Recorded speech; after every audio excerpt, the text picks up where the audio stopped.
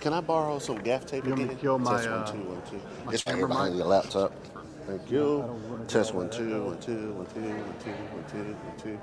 Test 1 2 1 2 1 2 1 2 1 2 1 2. Testing 1 2 3 4. Test 1. Testing 1. Testing 1. Testing 1 2 3 4. Test. Test 1 2. Test. This is a test. Testing 1 2. Testing 1 2. Testing 1 2. Testing 1 2 3 4 5 6 7 8 9 10. Test 1 2 3 4 5 6. Testing. Testing. Testing. Test. Hola. Test 1 2 2. Testing 1 2. Test 1 2 1 2 1 2 1 2. Testing. Testing. Testing. Testing. Testing. Testing 1. Testing 1 2. Testing. I am talking into the mic. I am talking into the mic. I am talking into the mic. I am talking into the mic. Testing 1 2. Testing 1 2. Testing 1 2. Testing 1 2. Test test test test test test test test test test test test test. 1 2. Testing 1 2 1 2 3 4. Testing 1 2. Testing 1 2 3 4. Test 1 2 3 4. 1 2 3 4. Test 1 2 3 4. Test 1 2 3 4. Test 1 2. Testing. Testing. Testing. Testing. Testing. Testing. Test. Test. Test. Am I good to shut up? Testing 1. Testing 1. Testing 1. Testing 1. Test. Test. Test. Test 1. Test. Pa pa pa pa pa pa pa. Testing 1 2 3 4 5. Testing 1 2 3 4 5. I am testing the mic. Hola. Testing the mic. Yes. Test 1 2. We good? Huh? So we can do what?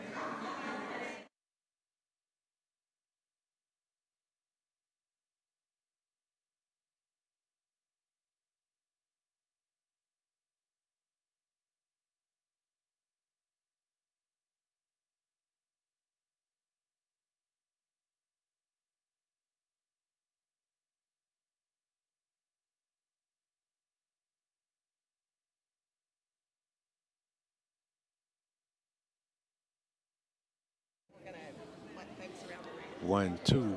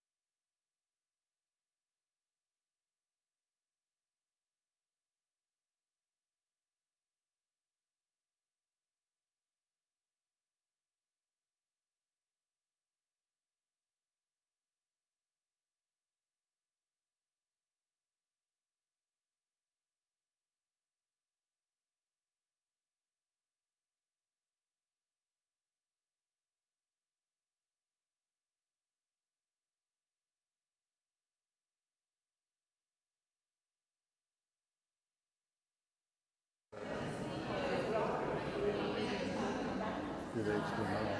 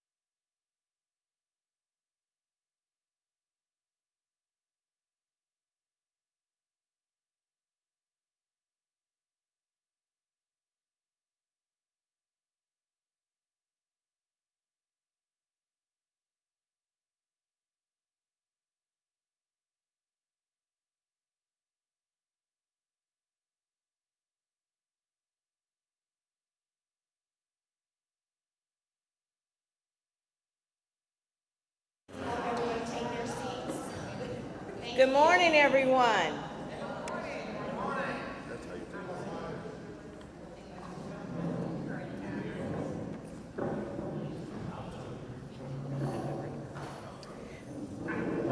Welcome, everybody. Can y'all hear me back there?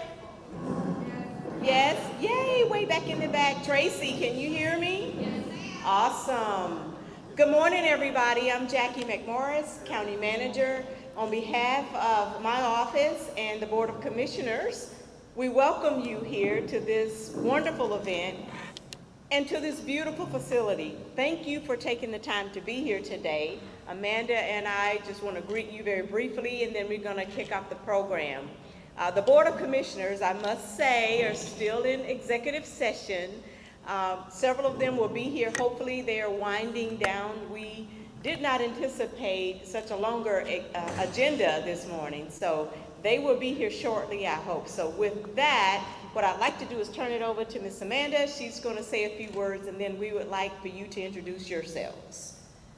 Good morning. I'm Amanda Seals. I'm the Advocacy and Government Relations EVP of the Cobb Chamber, and on behalf of the Chamber and Select Cobb, we are so grateful that you are all here today for this symposium that hasn't happened in quite some time, and we just know that learning from one another helps make the county run better. And so I know we are all excited to have both staff and elected officials here.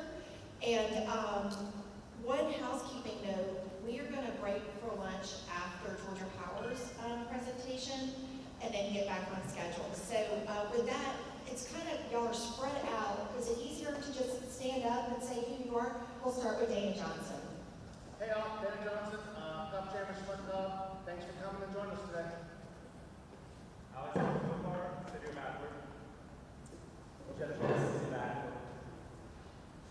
Doris Dawkins, City of Powder Springs, City Council member. Brighton Douglas, City of Akron. Amanda Lampkins, Select Cobb Counselor. Tracy Stein, Counselor CIP. Andrew Morgan, City Forum. Rob Mosak, City of Powder Springs.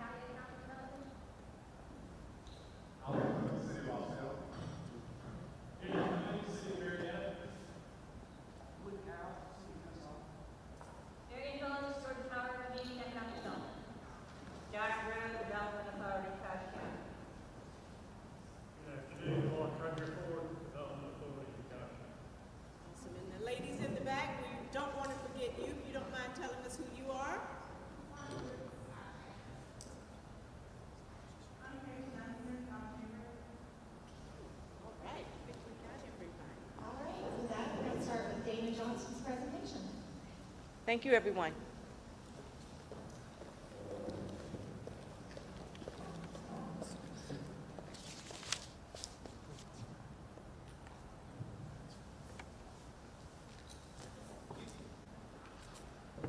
Good morning, everybody. How are we doing today? So thanks for coming to our first ever economic development conversation focused solely on Cobb County. We know that a lot of you as elected officials get lots of education through ACCG and through GMA and others about lots of things dealing with dealing with your role as an elected official. But a lot of the things are kind of very high-level overview statewide conversations and don't get really down into the detail of how it's done locally here in Cobb. So this is a great opportunity for us to just kind of learn from each other and have a great conversation about kind of what economic development is in Cobb County, how we get it done, how we work together, how our partnerships are strong, and then the results that come out of that. So what I'm going to do is I've got the easy part because they want to give me the easy stuff. So I just kind of get to talk high level about what economic development is. So I'm going to cover what it is, why we get involved in economic development at the local level, and then how we do it on the kind of a larger global scale. So economic development, really, economic development is about helping families. That is the core of what economic development does. By providing jobs, by retaining jobs, by increasing our tax base, it all results in helping families to create revenue and long-term sustainable revenue for them, as well as our local governments in creating a tax base to allow you to provide the services that your residents and businesses are asking for. That is the core of what economic development is and what it does. There is a lot involved in economic development. This is a team sport. This is not an individual sport. So when you think about economic development, we work with the state. State Department of Economic Development is one of the best in the business. They are pretty much year in and year out shown as being one of the top departments across the entire United States, and I'm very proud to be partnering with them on what they do to recruit and retain businesses here across the state, but also here in Cobb. We have our utility partners with Georgia Power, who's here to join us today, Cobb EMC, Marietta Power, our other utility partners. All of them have a huge role to play in economic development. They help out with data, they help out with the actual recruitment side, and then a lot of them can use their power generation as a way to incentivize companies with either an expansion or a relocation. So they're a huge player involved in this. Metro Chamber, they are one of the leads to go out and stoke opportunities. They kind of go out and they have early conversations with a lot of companies to relocate to Metro Atlanta. They're agnostic. They don't care if it lands in Clayton, if it lands in Cobb, if it lands in Gwinnett or Cherokee. They want to see those jobs come to Metro Atlanta, and they work hard on behalf of all of us to help make that happen. We have us locally here at the Cobb Chamber and Select Cobb. We do the same thing. We're agnostic to the county. We don't care if it lands in Powder Springs or Smyrna. We want to see them land in our community as a whole. The county and the 6 cities, you all are a huge player. Whether it's the investments that you're making in infrastructure, whether it's the streamlined process that you create to make it easy to do business with, or whether it's incentives, if some communities do incentives. All of those are great opportunities as part of the equation.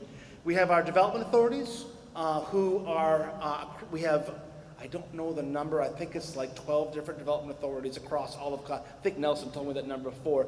We have a large number of development authorities that work in our community, and they work as a quasi-governmental independent entity within the cities and the county in order to help with job creation, many times through the ability to do different bond transactions or grants and things of that nature. Nelson will go into more further detail about that. We have our community improvement districts, whether it's Cumberland, Town Center, or Gateway, Marietta. They all help with the infrastructure piece. They do a big part in order to help make sure we have the infrastructure to allow success. Cobb Travel and Tourism, they do a great job in promoting our community, as well as the other local tourism venues across the county. Our local business community, our brokers and consultants. A lot of these are the people who the relationships are vital. The brokers and consultants influence the companies on their location decisions. Having great relationships with them helps us in landing projects in Cobb. Our partners in neighboring counties, you will be surprised at how much happens cross-county jurisdictions. If you hear of a company that might be looking to expand and I don't have the infrastructure to do it here, hey, heads up, they might be coming your way, be prepared for it. That happens a lot. That's partnership, and that's not a bad thing. Our Small Business Development Center, and then our strategic international partners. We have relationships across the world that we create in order to help grow business internationally by bringing in foreign direct investment, as well as in helping our companies here in Cobb export out to foreign markets. So why do we do all this? What is the purpose of doing these stoking these partnerships and doing our part to grow the economy is to expand the tax base, number one. Expanding our tax base helps you as elected officials in reducing the tax burden on residential property owners. It also helps make sure that you have revenue coming in to help handle the expanding populations coming into your community. It's jobs. It's creating those jobs that help sustain families, that help increase wealth for families. That has a positive impact on our community as a whole. It's recruiting new businesses. These new businesses are coming in to help grow and expand. It's retaining and growing businesses that are here in our community. It's great that we are doing a lot to, that is not what that's supposed to be. How did I get so off base? That's why y'all are laughing at me. Hold on a minute. Okay. Let's see if it works this time. Okay. Retaining and growing jobs. It's really important to retain jobs because if I'm a local business owner and I'm sitting here and I see that we are doing things to bring in ThyssenKrupp and Papa John's and all those, and I'm a business that's been in your community for 30 years, growing and expanding, I want to see something to help us too. It's about investing in all aspects of our community, not just the big fish coming in from outside, and making sure that we have services and we have programs to help our existing business community. I'm going to keep looking over my shoulder now, so I have me a little paranoid that I'm going to go crazy on the slides. It's about diversifying our economic base. One thing about economic diversity is it's vital because if you do not have a diversified economy, then recessions are going to hit your community harder. So by ensuring that you have a diverse economic base, you're ensuring the healthy sustainability of your community. Higher paying jobs, promoting entrepreneurship, attracting retail, controlling growth, promoting equity across the county, and of course wealth creation, which I mentioned already. So this is why we do what we do. And I think I saw this and I thought this was an excellent depiction of why we do what we do. We do what we do in economic development to support the community as a core function of public service. Because what we do helps invest in parks, infrastructure, green space, public safety, housing, and other areas. Because without the new jobs coming in, without the new investment coming into your community, it's hard to make those investments if your tax base is not growing. So, how do we do it? There is no one right answer to this, because we get prospects from all kinds of different avenues. We might get a call from our friends at Georgia Power that says, we have a company project, Project Hall, that is looking to bring 250 jobs. They need a 150,000 square foot facility. What do you have in your community? And then you'll hear Amanda talk about this later, about how we go about responding to that. It might come from the State Department of Economic Development saying a new office relocation is interested in Cobb. Please submit based upon these metrics. It might come from you as the city and county staff that says, hey, I was out talking to company X and they said that they're having some workforce issues or they're looking to expand. How can we all get together to help them out? Or it could come from us going out to and a company reaching out directly to us or to the development authority saying, we're looking to expand, how can you help us in doing that? So there is no single avenue to how an economic development project gets started, but they all come to they all go through the same process regardless. Whether it comes from the state, top down, whether it comes from the locals, bottom up, or somewhere in between. Once we hear about a project, we all work them jointly and trying to make sure that all areas of Cobb have an opportunity to participate in those opportunities.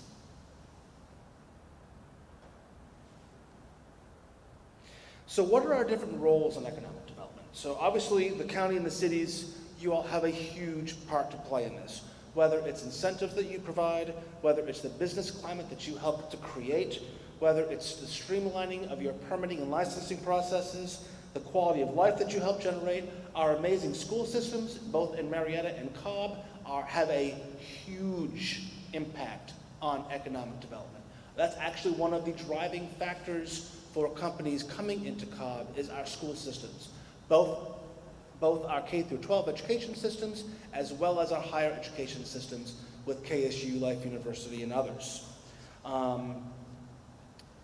Your team assists with RFIs, which are requests for information. That's the mechanisms that companies basically bid cities and counties against each other to help them decide where they're going to locate. It's our existing business programs, and it's helping with workforce. These are all the areas where our cities and counties play a huge role in economic development. The Chamber plays a big role in economic development. We help out with business collaboration. We bring businesses together to help them collaborate, expand. We help education from a business development standpoint. We help with networking, advocacy, and on the workforce front. So that's how the Chamber comes in and helps out with a lot of the education side of economic development. One of the, Select Cobb is a 501c3 contained within the Chamber. We help out a lot as well through being that point of contact for recruitments and expansions. So as the city or county hears about a project, they move it up to us. When the state hears about a project or Georgia Power, they head it down to us. We collect that information, find out what their needs are, and then spread it back out to all areas of the county to make sure everyone is aware of it and everyone is able to submit sites in order to do that. But we need that one point of contact to help kind of maneuver that process through. So we help out on the request for information. We have different existing business programs, entrepreneurship programs.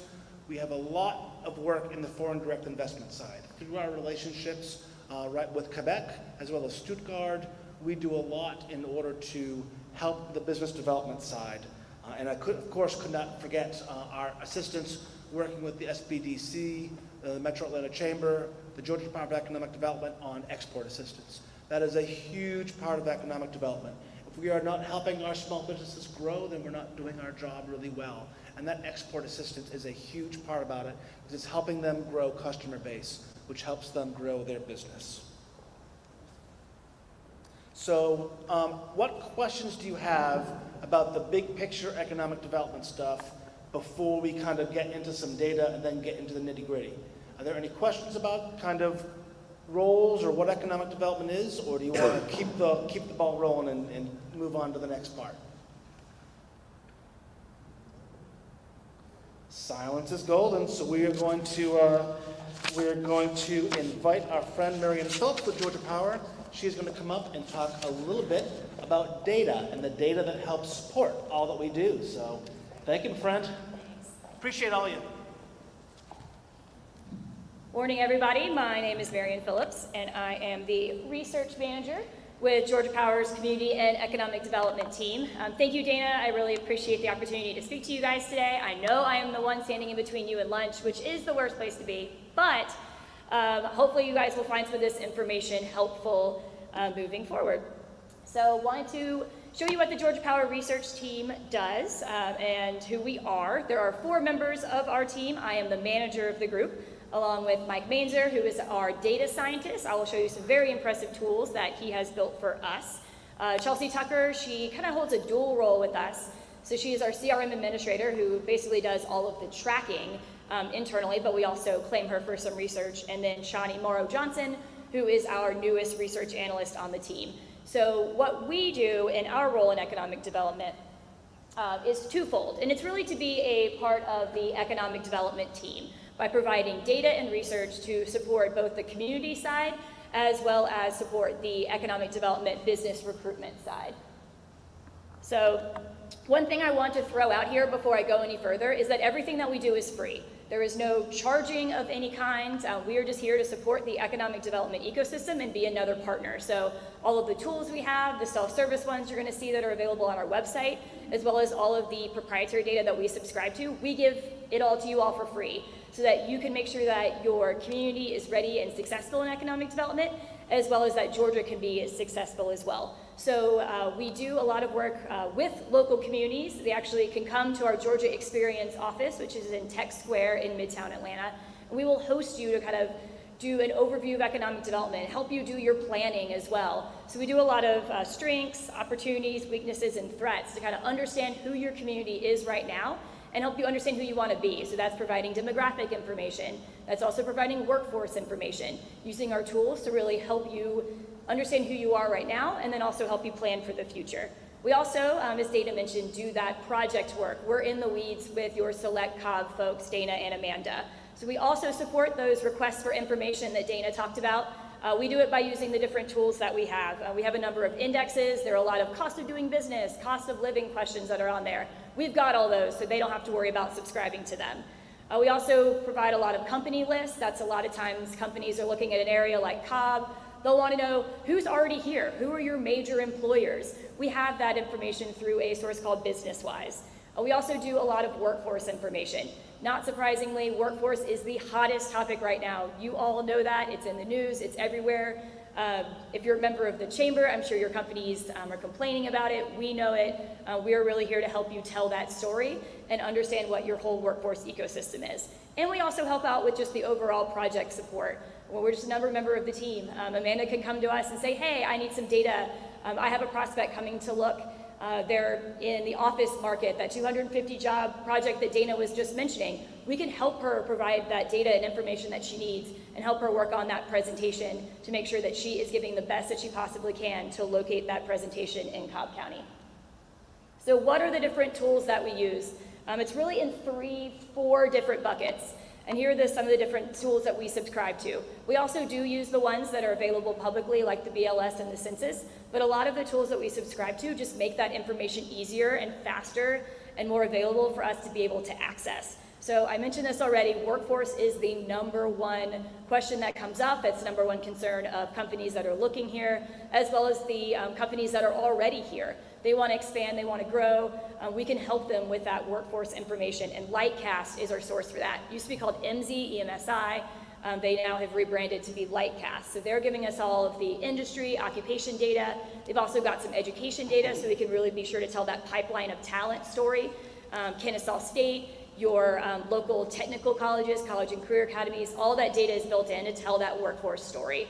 They also have job postings data, so you can understand who in your community is hiring people and what are they actually hiring for.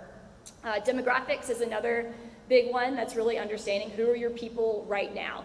What's their median age? Do you have a concern that your population is about to age out? Not an issue in Cobb, but in a lot of other, especially rural counties in Georgia, huge issue. They have a lot of an older workforce and they're not doing a great job getting their young people to return or stay in their area. So that's a kind of story we're making sure that they're trying to tell so that they can work on that. Same with understanding your educational attainment. If you're in Cobb, for example, you guys are attracting a lot of IT centers and technical jobs. So you're going to need to know how many folks in your area have a bachelor's degree or higher, for example. And that's all demographic information. Esri is our main source for that. Business data, I mentioned this a little bit. That's really understanding who your top employers are, really in any industry. We subscribe to a number of tools to be able to give that information. And then finally, those indexes that I mentioned already. Do want to talk really quickly also about some resources that we just have available on our website that you can go to. SelectGeorgia.com is our website, so you'll see that link here. It is also typed nicely in your kind of small on here, so it may be good to write it down when it's on this massive screen. But SelectGeorgia.com, you can get to our target industries page. So our target industries align with the state's target industries. We are working hand in hand, again, just another partner in the economic development system. So we put out web pages. You can see an example of sort of the information that we provide there, along with just high-level stats and metrics. We've got a map on there. We've gone ahead and put the top employers, listed the announcements for the state as a whole. So really good, just high-level information if you want to understand an industry. We're also constantly evolving these. So we've got newer ones like fintech and cybersecurity, as well as a new electric transportation, because we all know that's a very exciting and growing industry in Georgia right now. We also do have companion PDFs that go with those. If, we still have folks that like to just download PDFs, and those are available as well. So you're probably thinking, great, statewide data is awesome, but I want to understand Cobb County data. that's where our self-service tools really come into play. Again, on our website, really exciting for us, we have a new section on our website. I think that says data and information. The first time we've ever had our own little drop-down section. So if you go there to selectgeorgia.com/resources/data, that's going to take you to all of our tools, which we're really excited about. Mike Mainzer built all of them from scratch. He's fantastic.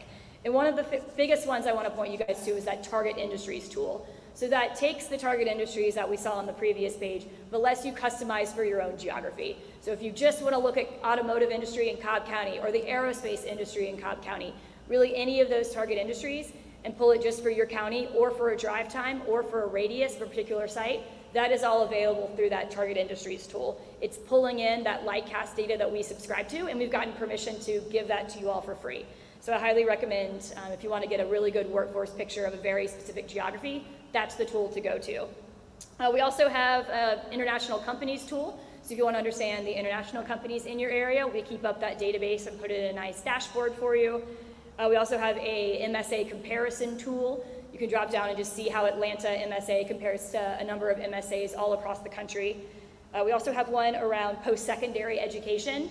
So I imagine none of you all have had the pleasure of trying to use iPeds, which is the site that keeps all of that information on the public level. It is absolutely miserable to navigate in every way, shape, or form. So Mike built a tool that makes it easier to get your completions data and your enrollment data by university, as well as that completions graduate data by university, as well as by program. So big, easy tool to use to tell that workforce pipeline story. We also just have a labor force report, taking that basic BLS data that comes out on a monthly basis about what your labor force looks like and your unemployment rate, that one's there. And then finally, a commuting patterns tool that takes some census data, another tool that can be a little difficult to use if you're not super familiar with it. This one makes it easy to kind of understand how many people are coming into Cobb County to work, how many people live and work in Cobb County, and then how many people are leaving your county to work somewhere else. So this tool, both the one that Mike built as well as the original one, gives you all that information, as well as tells you where are they going. What percentage of them are going to work in Fulton versus staying in Cobb versus going to Gwinnett and so forth. It gives the top 10. So it's really great information, and all of those tools are just on our website and available for your use right now. And really quickly, before it is time to eat, I do want to talk about Placer. It is our newest tool. It is also our creepiest tool because it takes your cell phone data. When you hit allow to let your cell phone track information, this company Placer is taking all of that information and using it for good, I would say. Really around retail. So it's, I know it's kind of, well, it's not actually super hard to read up here. It's a little hard to read on your sheet, but it does a number of different things. I'm not going to go through all of them, but it's really helpful and does its best in a smaller geography. So if you have a strip mall or a shopping center, for example, and you want to understand who's coming to this shopping center, where are they going while they're there? Where do they go after? Where did they come from before? How long are they spending there? We're actually helping Pickens County. They've started doing second Saturdays. So they want to know, is this program working? So I go and pull the report for that day, and then I benchmark it against the Saturday previous to say, yes, you got 2,000 more people coming during this time frame. They're staying for longer while they're there. We can even say where in the shopping center they're spending their time. So it's a really great tool. It does a lot on there in terms of consumer spending patterns. We also did get migration data for them. We're getting questions a lot trying to understand how people moved during the pandemic. And as much as I love the public sources, there's just a delay there. We don't even have 2020 data out yet in a lot of different cases on the public sources. And so people want to understand, in the last 2 years, how many people came and went through my county? So they're using their same cell phone data because they know where your home is and where you spend the most time. They actually have created some migration data as well to really understand what's been happening in the last 2 years about where people moved from, as well as if they left, where they went to. So it's a very cool tool, and I highly recommend if you have a retail need and also understanding. They also do a void analysis, so if you're trying to figure out what a good potential fit would be for a space, it can also help you out with that as well. So I know I went fast, and I know I talked a lot, so I hope that I kind of got some good information out there to you. If you have any questions, do let me know. Again, I know it is time to go to lunch, but if you need access to our resources, Lonnie Smallwood is our representative for this particular area. He wanted me to send his reps. Unfortunately, he got double booked today and couldn't be here, but he is the rep for Georgia Power who can help you out. Also, Dana and Amanda Blanton, we work with them hand in hand, so if you have requests for any of the data or information that we talked about, or would like to come visit our space, they are also your good connections there. So, yes, Dana. What is the most common data request you get from a company? From a company? Oof, that's a good question. I would probably say it's something workforce related, because that's just such the hot topic right now. You know, do you have the workforce that we need? And then, you know, we'll give them those numbers. And then the next step is, how are you planning to get more of these people, right? So there's a number of different ways to show what that actual workforce availability is. And a lot of it's talking about the pipeline of talent. We do a lot of bragging about our Georgia, especially Metro Atlanta colleges and universities, and the different types of programs that they're doing. We talk a lot about Kennesaw State. They've become a major player in a lot of different industries. I know they also have cybersecurity programs. There's also a lot to be said for it being affordable to people as well. You guys, Kennesaw State is super well on a lot of the affordable different programs that are out there, so we help them understand, even at a college and career academy level too, here are how many people are in these pathways, here are how many people have graduated in the last 5 years with the exact degrees that you need, but really just kind of helping them understand is really pretty much every company's concern right now, unfortunately, so we do the best we can with that data to tell that story and let them know if you locate here, we have a strong in-migration, we have excellent colleges and universities, and we have communities that people actually want to live in. So it's right now it's a pretty easy sell for Georgia just because of all the amazing amenities and fantastic communities like Cobb that we have to work with. Any other questions? Yes, sir. Do you have data on the population of Cobb County today and how it's changed over the last 5 years? Yes. What's the projection for the future growth? Yes. I did not show any Cobb County data. I did ask them, I was like, hey, do you want to see Cobb County data? And they're like, we have a really big program, let's not get into the weeds. But the short answer is absolutely. We have we have a number actually of different sources that show population growth, that show the change in race and gender, and we could project out up to 30 years, I think, with a number of our different sources, as well as just go back or forward in the last 5 years. So we can definitely provide that information. Just let Dana or Amanda know what you need, and I'll take care of it for you. Anybody else? Awesome. Well, thank you all for letting me come and speak to you guys about all of the resources and tools that we have available. Again, selectgeorgia.com is our website, so feel free to go, and Lonnie Smallwood or Dana and Amanda are easy ways for you to get to us and all of our awesome data that we provide for free to y'all for the good of economic development. So I don't know if there are any lunch instructions now. Okay. Thank you all so much, and enjoy the rest of the program. Thank you for being with us today.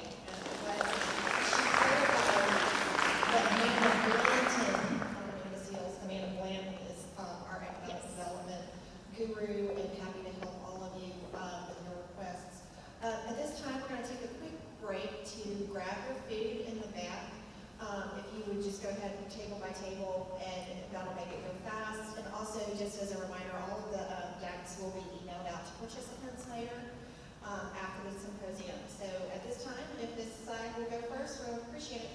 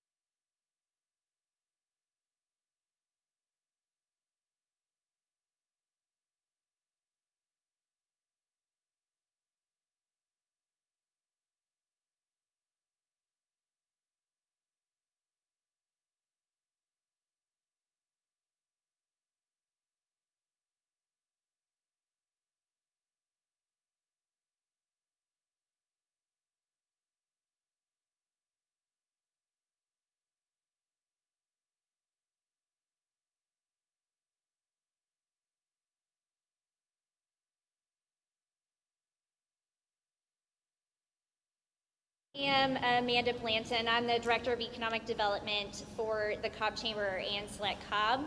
I'm here to tell you a little bit today about how the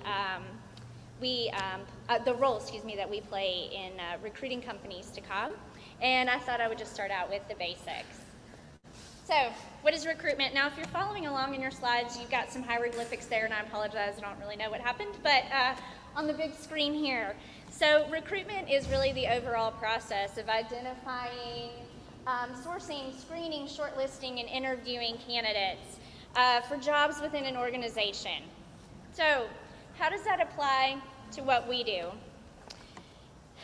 It is prospective companies. They're site consultants, project managers, and others that are identifying and shortlisting communities every day. We're being interviewed with our community responses during site visits to determine what works and what doesn't work for the business. They want to know which community has the strongest workforce, which site best suits their needs, and which community is the most cost-effective and the most efficient. So how do we remain competitive? So you all live, work, and play in Cobb every single day, and you're very familiar with everything on this checklist. And to be honest with you, most site consultants that have Cobb on their short list already know it as well. But it's our job, quite literally, to bring it home. So what story can we tell to wrap Cobb up in a really pretty red bow? So we're going to talk about our highly ranked schools and the college and career academies that are in both school districts. We're going to talk about finding your wings at KSU, and I do not hold the rights to that tagline, but it's an incredible one. They're ranked 2022 best colleges and top 100 degree programs. Chattahoochee Tech being our largest technical college in Georgia with over 50 programs. Last Thursday, I was actually in a class and the instructor said, please stop telling people how close you are to the airport. They just came in from that airport to your community. They already know that. So while we may include that somewhere in our slides, we're also going to be talking about how close we are to McCollum. And we're going to be talking about our parks and our trails and some of those breweries that have opened in Cobb County. We're going to share the amazing job that each of you are doing to create a business-friendly environment. And we're going to walk them through the county's business concierge service that provides the one-stop shop for doing business in Cobb, and discuss how the Development Authority can assist with cost savings. Nelson is going to talk to you more about that later. And then we're going to wrap up our story by telling just how vitally important those partnerships that Dana mentioned earlier are true. If we don't have the answer to your question, we know someone who does, and they're likely sitting in this room right now.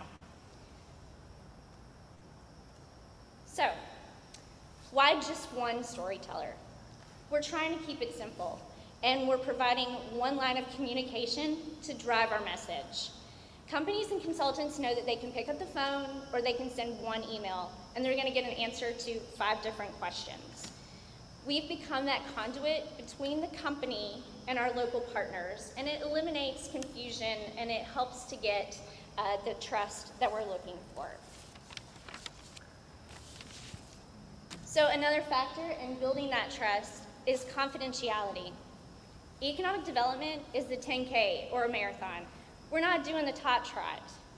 What we refer to as the courting process, it involves the disclosure of some very sensitive information. But it only works if we're trusted by those consultants to keep confidential information under wraps. When I receive that request for information from a consultant, there's usually a summary, and it's included in that is the company's financials, the number of employees that they'll be asking to relocate, or those that they have to let go, and which city that they will be leaving to create new jobs elsewhere. If that information gets leaked too soon, it can be devastating to those employees or the city. So while we would really love to shout it from the rooftops that we are working on some really great projects, the bottom line is that prematurely releasing that confidential information, it could lead to some serious ramifications or possibly terminating the project altogether. And we really like telling stories that have a happy ending. So I'm going to wrap this up. I don't know if you could help me. We've mentioned throughout our presentations RFIs, requests for information.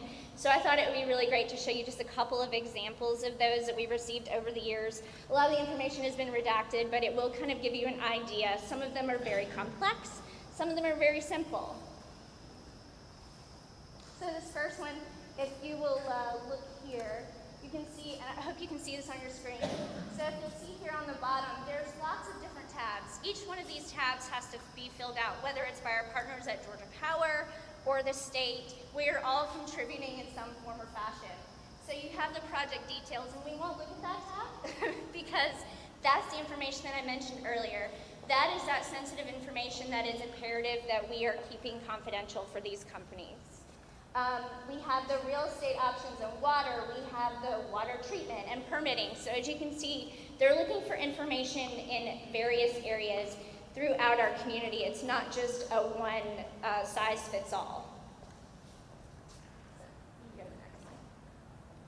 Here's another example. So this really is just an Excel spreadsheet. And again, they come in all different forms. Over the years, I've seen every different form you could possibly imagine. Some of them are just Word documents. Some of them are Excel formatted. But anyway, this is another format that you can see. You're basically just showing all of the information on a particular site. So once they've identified that site, we're responsible for taking the information that we have on the community or your municipality and the site that they have requested information for and putting all of that in here. If you can scroll down, Caroline. So if you can take a look, it's very, very detailed. They're looking for a lot of different information. So it's up to us to gather all of that information from you and put it in this sheet. Typically, we have 36 hours, sometimes 4 days. Most of the time, it's very, very short time to get this information back to our partners at the state or our partners at Georgia Power or our partners at the Metro Atlanta Chamber. So when we ask for this information from you, I apologize in advance. I know it's very short notice. I appreciate all the effort that all of you put into it, but it's just so we can make sure that we get it all back to our partners.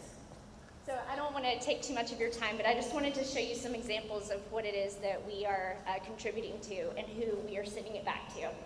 So I'm going to turn it over to Daniel Cummings at this time to talk about retention.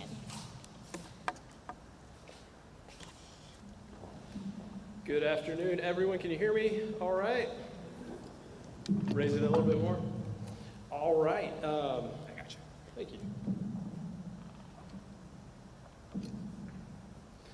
All right. Well, good afternoon. And just to, I guess, tag on a little bit to what Amanda was saying and talk to you about one of the ways in which the Chamber brings our community value. It's one that maybe a lot of people don't think about, but confidentiality is of the absolute it's absolutely essential and of the most vital importance when you're talking about retention projects. And the Chamber's ability to do that as a non-public entity is something that really keeps us from walking into one of those pitfalls that she was talking about, where secrets get out and all of a sudden deals get killed and go away. So just kudos to them and what they do. I'm going to talk to you a little bit about retention and expansion. This is something that I view as an absolute cornerstone to economic development. It is essentially looking at programs and initiatives designed to help our existing businesses, not only to maintain what they're doing, although that's great, but also to look at expanding and growing and how we can foster an environment as public sector and nonprofit and staff members to make that conducive for that growth.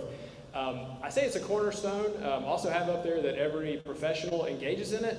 That's absolutely true. I know that the Chamber has a staff member specifically focused on existing industry.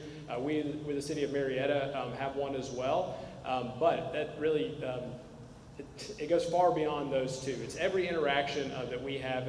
And really, especially as public entities, I would actually look to your entire staff and the way that you're doing business as an action of business recruitment, or retention rather, and making sure that our existing businesses have the kind of environment that they need to survive. We do a lot of outreach to our existing businesses, but no matter what, the typical interaction that they have is going to be with your business license staff. It's going to be with your permitting staff, with your zoning staff, with your police force, with your fire marshal staff. All of those functions of the city government or county government need to be focused on a way that is customer driven and a way that is clear and smooth. And those things ultimately represent and speak on behalf of who you are as a government and how much you care about that individual business. The activities, they're really formal and informal. I liken business retention rather to almost a door-to-door sales job in which you're just selling the good things that your community and your entity can do for that business. So definitely not complex, but extremely valuable.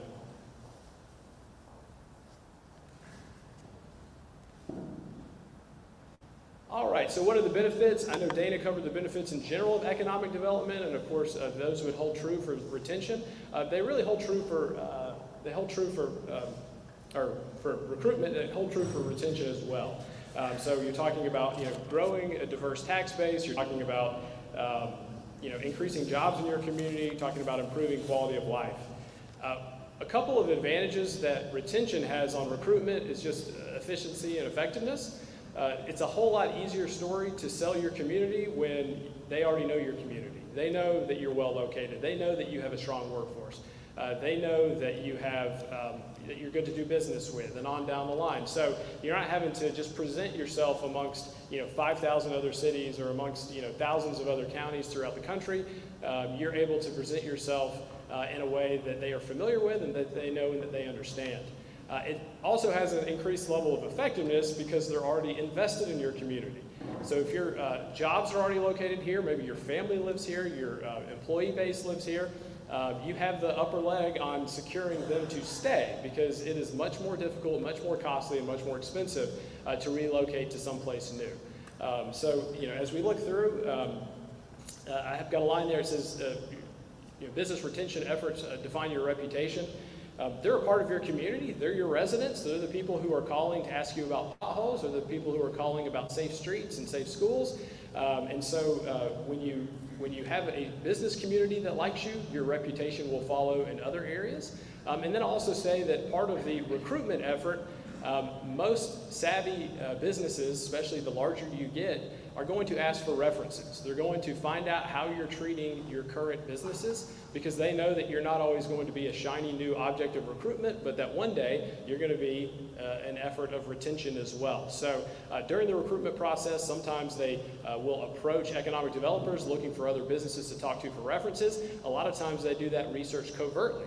And so if you have that good reputation amongst your existing business community, it'll make that recruitment piece that much stronger. Like I said, less flashy. A lot of times people like the new shiny thing.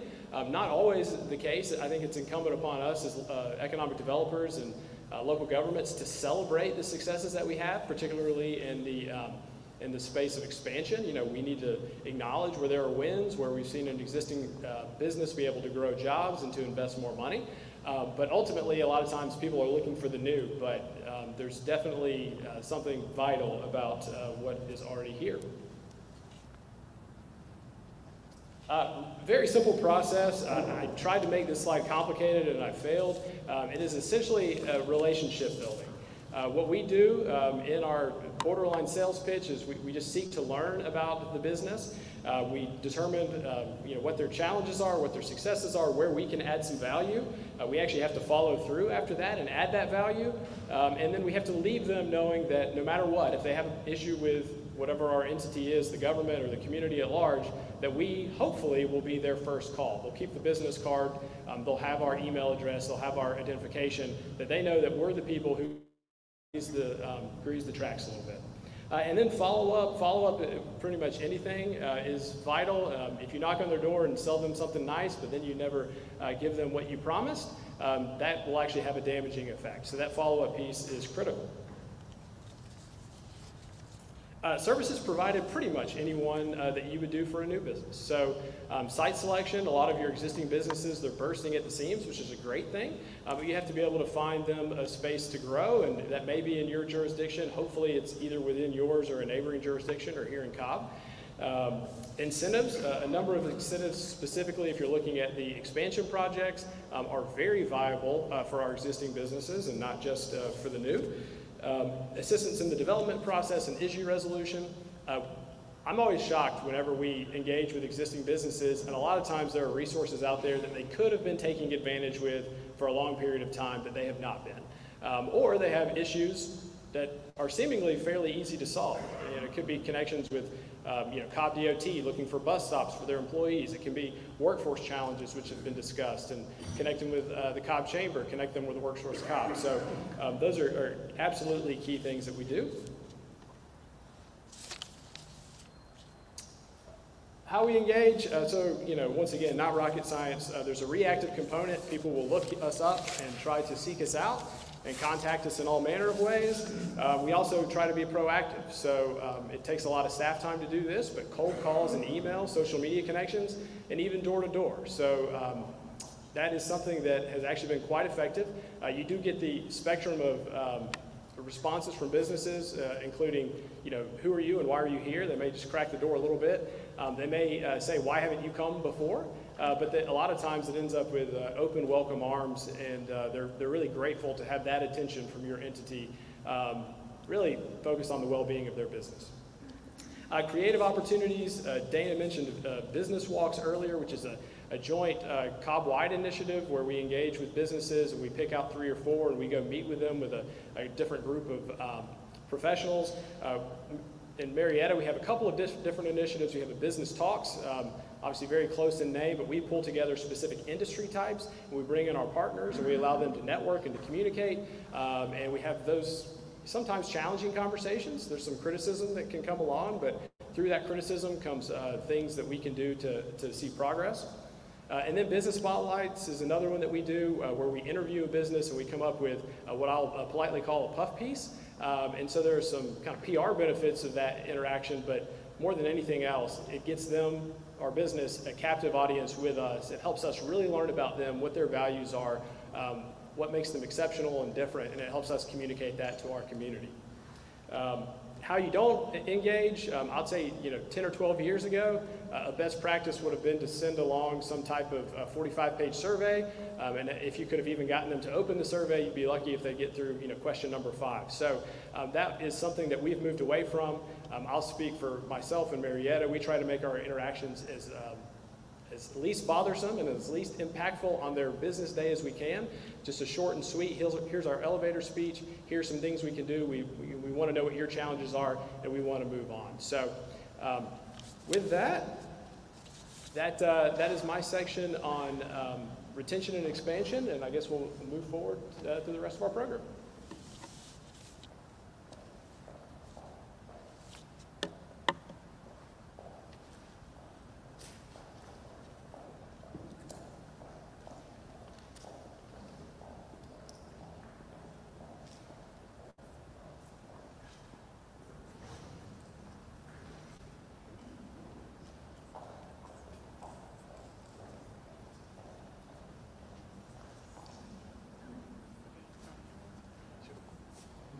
Good afternoon. How's everybody doing today?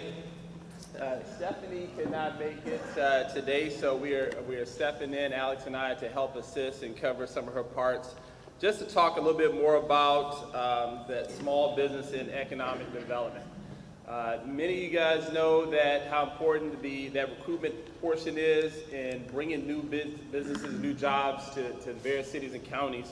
But it's really that small business community that provides that character and adds that quiet life that citizens and visitors and tourists look for. Often when I travel throughout the United States and various places, I always Google and try to find that great, cool local eatery, or that spot that might have some historic significance. So all those are small businesses. While they might not get the big headlines for the number of jobs are created, small businesses are really the backbone of every community. And we have to do our part to make sure that they're successful and to ensure that that community, that city is successful. So Alex and I are going to talk to you a little bit today about that small business side on economic development, as that is a crucial piece in the puzzle. Thank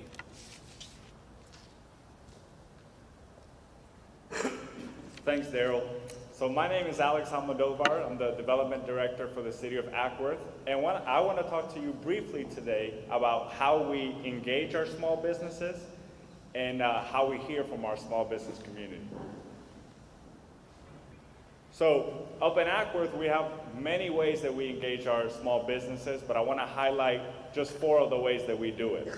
The first is our minority, women, and veteran-owned small business seminars. You may be asking, what does that entail? So this initiative was based on our community conversation program from the summer of 2020 in response to what was going on in the country at that time. So we've kind of built on that and have provided this resource to our small businesses. It's essentially open to the public. We host it at our community center, free of charge, and we bring a set of professional speakers or experts on small business development. We've had the Cobb Chamber speak, we've had the Kennesaw State Small Business Development Center speak, but we've also had speakers that are experts in branding your business, how to market your business, and what types of grant funds are available to small business owners. And it's specifically geared towards minority, women, and veteran-owned business owners. And we do this on an annual basis, and we continue to build off of it and try to make it better each year. Secondly, ribbon cuttings. You're all familiar with ribbon cuttings as a way to celebrate our businesses and helps to springboard their opening. But the way we do it in Acworth, our mayor does a really good job that he promises them 2 things. 1, he's gonna pray for them, and 2, we're gonna support them. So we have our business association there, and what we do is we take the photos from the ribbon cutting and upload them on our website and social media channels, as well as our business association channels, to help get them the exposure they need as they're launching their business. And then we promise to go back and continue supporting them throughout their endeavor. Third, we have our community-wide job fair. So this was an initiative that we started this past summer in response to the current labor shortage that's happening across the country. From a city perspective, we want to get our positions filled, but we know that our small business owners are really suffering from what's going on right now with the labor shortage. So this was an opportunity to give them access to potential employees, exposure to get some help.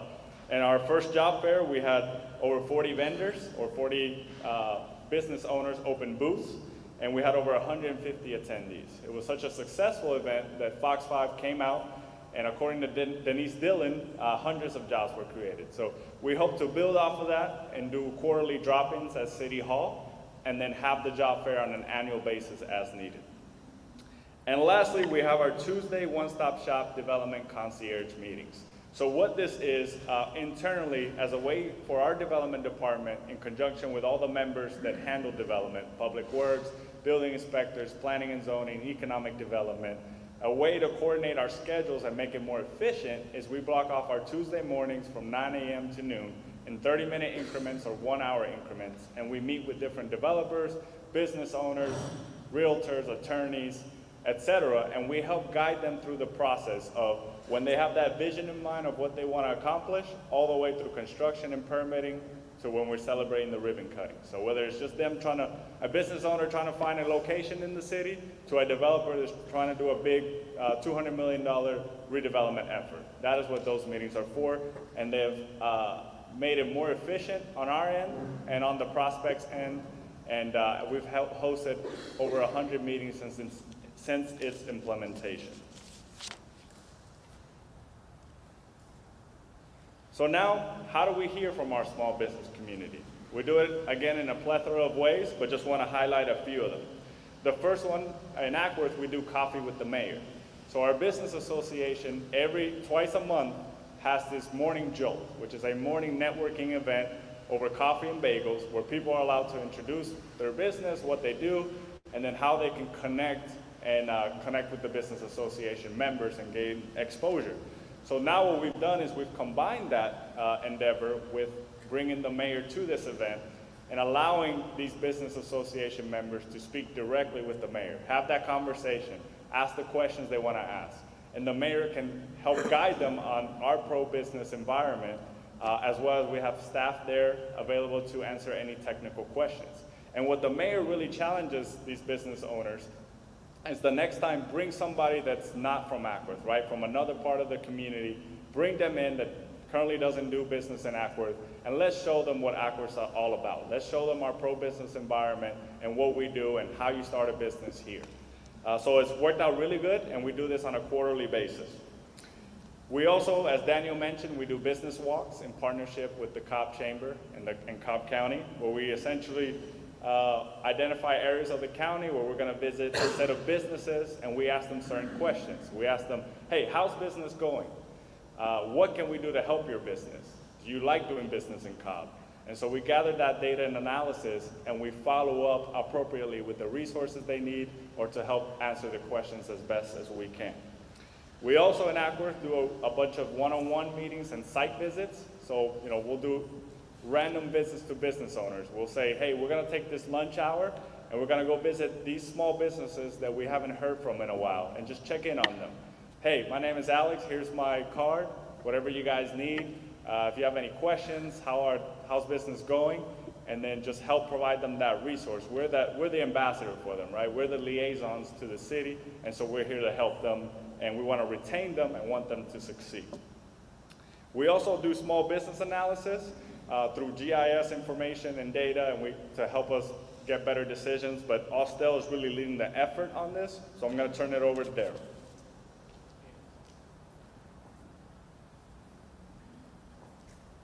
Thank you, Alex. So again, my name is Daryl Weaver. I'm with the City of Austell. I'm the Director of Community Affairs, and talk a little bit about that business analysis portion. So small business analysis is crucial to the whole economic development effort. So it actually assists in the retention and expansion of existing industry as well. So what we want to do is find out where that small business owner is in their business life cycle. Whether they are in expansion mode, whether their business is contracting, whether or not they need to diversify, maybe they're looking at emerging markets. So our goal is to really just get a better understanding kind of where they're at, because at the end of the day, it's better for us as a city and a community to protect the businesses that we have, and then recruit new businesses on top of that. So we want to arm those people with as much resources as possible. Large corporations often have consultants at their fingertips. Small business owners don't have that. And I mentioned before that small businesses, again, are the largest employers typically in any community. So what we want to do is arm them with as much information as possible by kind of doing a one-on-one. We'd bring them into the office and find out where the goals are and see how we can best support them and connect them with the different services out there. Even home-based businesses, often overlooked. These large corporations start somewhere. Sometimes they even start off as a home-based business. Everybody has that entrepreneur spirit. We want to be able to do is capture that energy and help them be successful in the environment. You got to remember a company, a guy by the name of Jeff Bezos started a company in 1994 out of his garage. That company is Amazon today. And it's a company that a lot of communities are trying to recruit to their community. So having somebody like that in their backyard, we want to identify them early and see what we can do about surrounding them with the resources they need to be successful. So some of the things that we do to do that is connecting through the business associations. Again, you're talking about networking opportunities, shared stories. If we can connect you with another business or another leader in the community that maybe experienced the same thing that you did, maybe so you don't have to reinvent the wheel or find out how to solve the problem that they're facing. It's possible that one of your colleagues might have solved that problem or encountered that same incident a year ago or 2 years ago. So again, if the goal is to keep those businesses going, we want to get them the information they need to be successful. Business associations allow them to do that. It provides networking opportunities, training opportunities, so we try to connect them with various associations. Either your local business association, the Cobb Chamber of Commerce, you talk about KSU, Small Business Development. You have other companies like the Edge Connection and Hashbridge, and the tourism and economic development drivers like Cobb Travel and Tourism. All those resources help that small business kind of get to where they need to go. Whether it is on the Edge Connection side as far as finding out if they need access to capital and helping them through grant opportunities, or are working on their pro forma, or even just starting their business plan, whether for-profit or nonprofit. You know, we want to connect those organizations with the resources they need so that they'll be successful. Some of the success stories that we do today are the grant programs. And again, you know, it is about partnership. The word partnership has been used several times in the economic development life cycle. And a lot of developers, investors will come to a community and they won't necessarily talk to staff right away. They might not necessarily talk to elected officials right away. They might go and talk to the existing businesses that are there and find out what kind of support they're getting from the elected officials, or what kind of support are they getting from the staff. And part of that is a decision-making process on whether they want to move forward. I've had numerous businesses and developers come and say, yeah, I stopped by that store, and they all said to come see you, Daryl. Everybody I talk to. So it's imperative that we're out there actively talking to small businesses all the time, because they want to know what is the environment today. You know, oftentimes they might hear the success stories, but they want to know the real story. So we're out there all the time on a daily basis. Literally sometimes, as someone mentioned earlier, going door to door, making sure that every business gets a touch or two. Some of the things that we've done as far as successes are grant programs. You know, those are highly successful. You're talking about those public-private partnerships. We want to be able to give those businesses and developers that are coming in, you know, funding to help make these projects work. Sometimes just on their own, they're realizing that if a city or a county has some investment in as well, it's that kind of shared responsibility and partnership that we're all in it together. And it seems to speak volume for a lot of businesses that are looking to relocate today. Same thing with restaurants. You know, one of the things that we do in our area and a lot of areas, communities around Cobb County, is a restaurant week. You know, restaurants typically, you know, have a high failure rate, but they also add to the quiet life for any location anywhere around Cobb County. So everybody knows that favorite eatery. Everybody knows that favorite microbrewery they like to go to. We want to kind of support those groups during the times of the year when it's typically slower and that's seasonal, and give them some additional boosts as far as marketing and driving folks to the store and to the restaurant. So that has been highly successful, again, is retaining some of the businesses, working with some of the small businesses, and giving them opportunities to expand so they can be successful in our city. And I'll open up the floor for Alex and I if you have any questions on that small business development side. Thank you.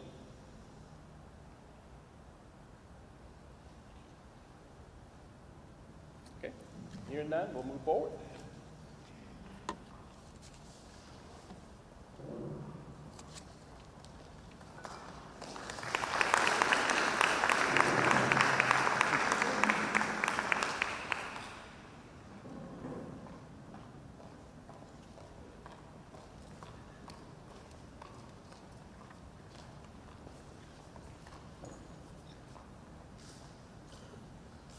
Already fixed the microphone for me.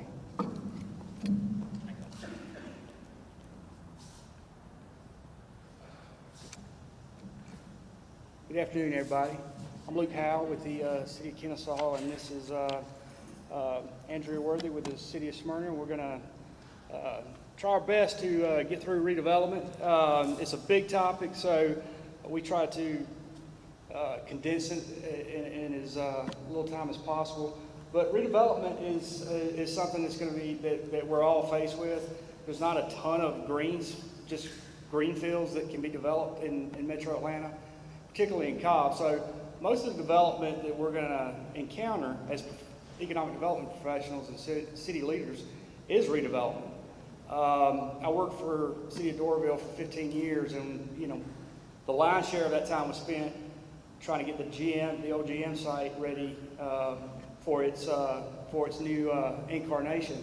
Probably won't see that kind of redevelopment in Cobb, but what we will see is a lot of shopping mall type redevelopments. The ones with about 100,000 square foot of space and 11 acres of parking. And those can get complicated.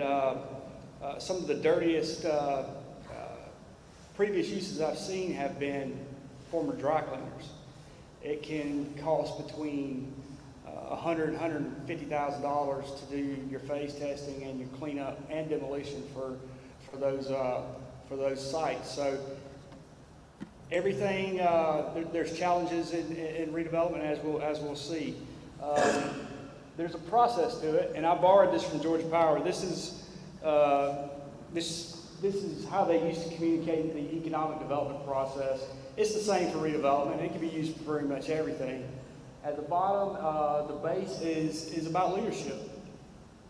Okay, I mean, it takes really good local leaders to have a vision, first of all, to work together. You don't sit in Cobb, but you know, we all know the cities and the counties who are constantly fighting. Maybe there's corruption probes. There's always drama, and that is a killer for economic development and redevelopment. It's hard to get somebody to invest in your town if you don't present the best image. Next is planning. You know, we all have LCIs. They're probably my favorite plan because they produce actual funding mechanisms. I think that the grant goes up to $4 million. And it was the first plan that really understood the relationship between economic development, land use planning, and transportation. So it's a really good product. I think everybody in this room has one. Once you have a plan, you got to follow through with it. You know, the worst thing you could do is put it on the shelf and never implement it. So that comes with public realm investments. Private sector investment will always follow public sector investment. I like how everybody is doing, you know, the amphitheaters, the streetscapes, the roundabouts, all that produces, will produce, you know, public sector investment at some point. So regulatory framework, years ago, you know, Chamblee has gone through a big boom, but years ago they had a very odd building requirement where any multi-story commercial building, whether it was an apartment or just a commercial space, had to be 100% concrete and steel. Well, that's kind of infeasible from a funding perspective. So once they changed that, the floodgates opened and it just took off. Sometimes it's zoning. You know, some cities are still and counties are still married to the Euclidean use-based zoning and haven't really caught on to the form-based, the mixed-use type stuff. So you got to get all that stuff straightened out before you can really begin to go out and recruit and jumpstart your local economy. And at the end is incentives. You know, we use many of them. Some are more intense than others, and I don't want to steal. I think the next presentation is about incentives. But you know, when it comes to redevelopment, almost something you're going to have to do something, and it may be as benign as a fee, permit fee abatement. It may get up to abatement bonds or even cash bonds and TAS. I think we'll see with one of Smyrna's examples.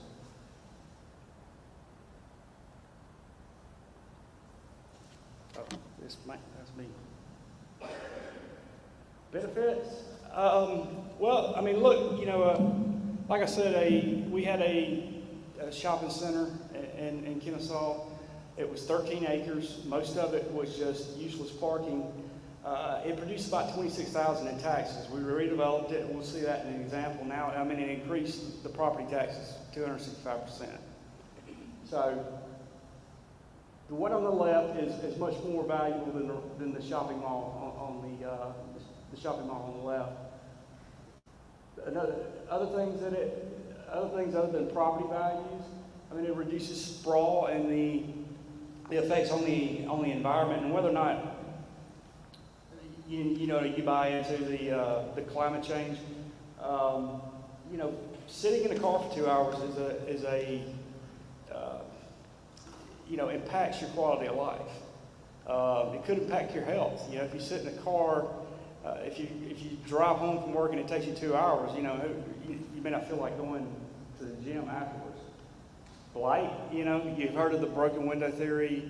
You know, one blighted property can have a very deleterious effect on your whole community.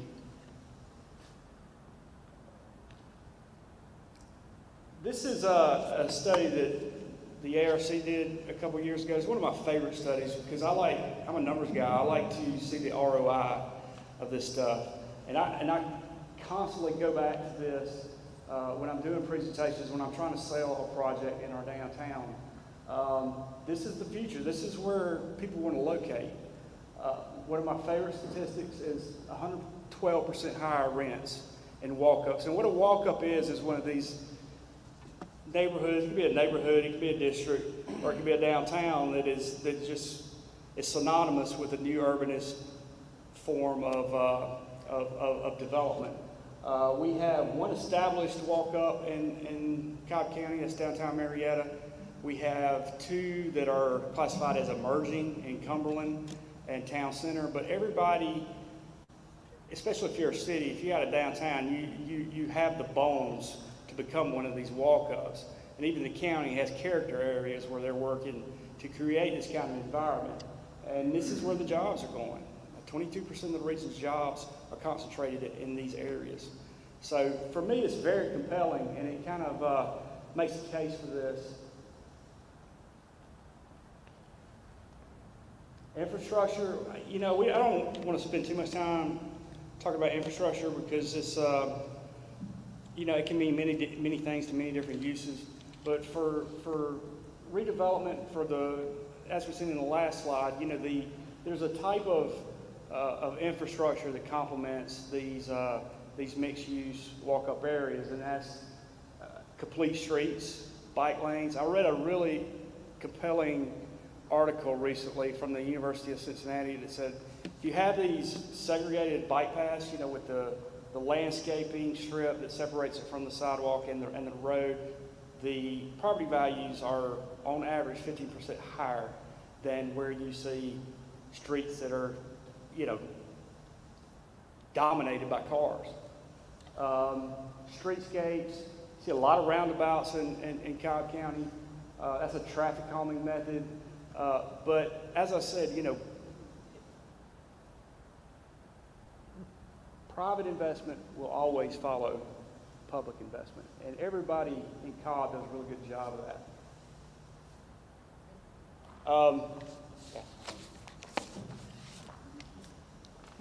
So hi everyone, I'm Andrea Worthy with the City of Smyrna, and I'm here to talk a little bit more about some of the challenges we see in redevelopment activities.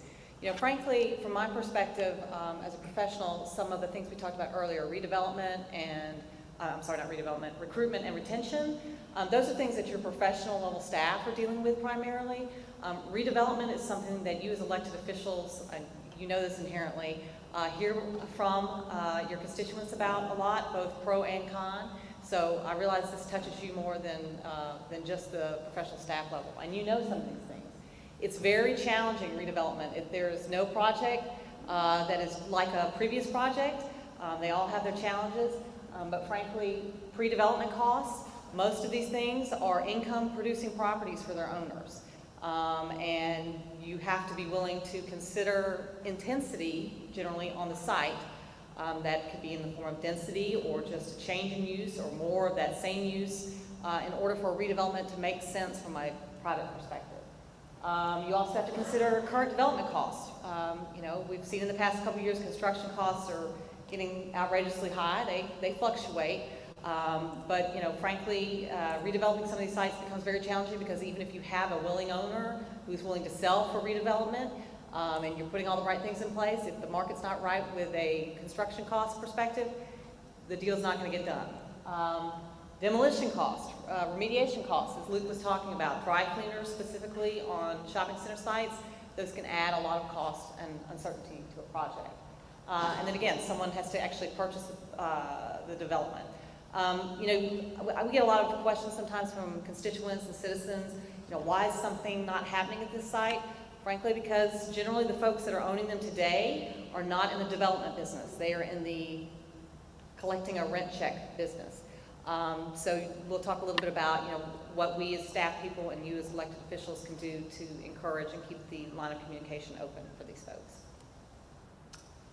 So this is a slide I like to call Development Economics 101, and this is what I use to talk to citizens about why it is difficult. So on the left, if for development you are an owner of a shopping center, you're collecting a gross profit out there basically based on the number of square feet, how much you can get for rent for that per square foot, you're paying a couple of operating expenses, and you're paying taxes, and you're bringing home a check.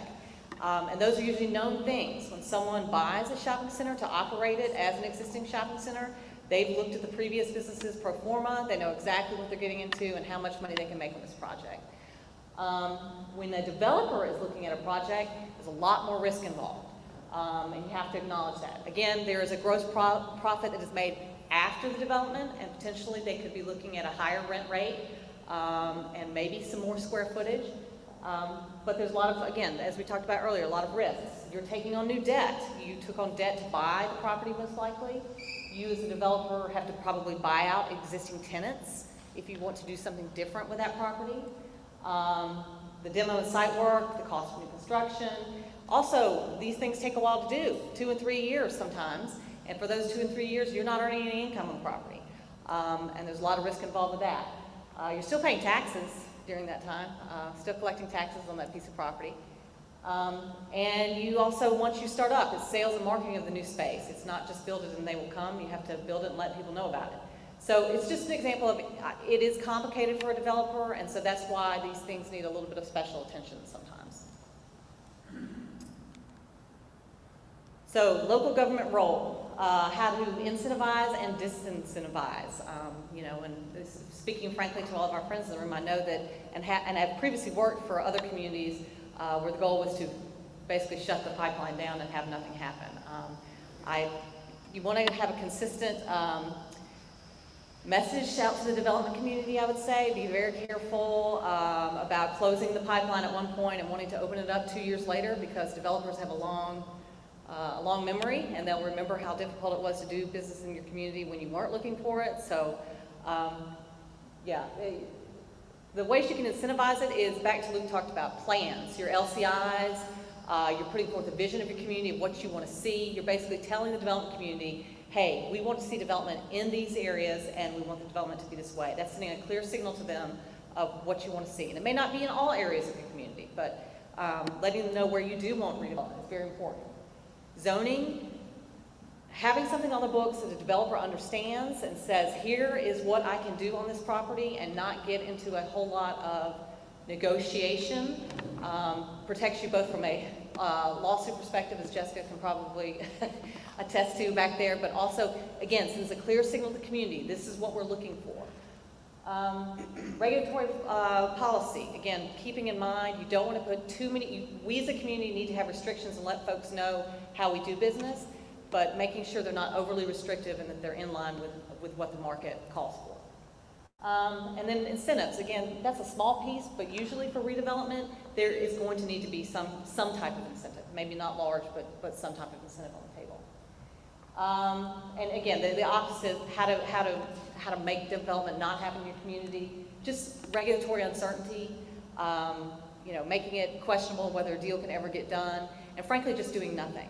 I really like what Luke talked about in terms of public investment in the community. That really sends a signal to the development community that you're serious about doing business. If you're not very serious, then do nothing and try not to talk about doing nothing. So.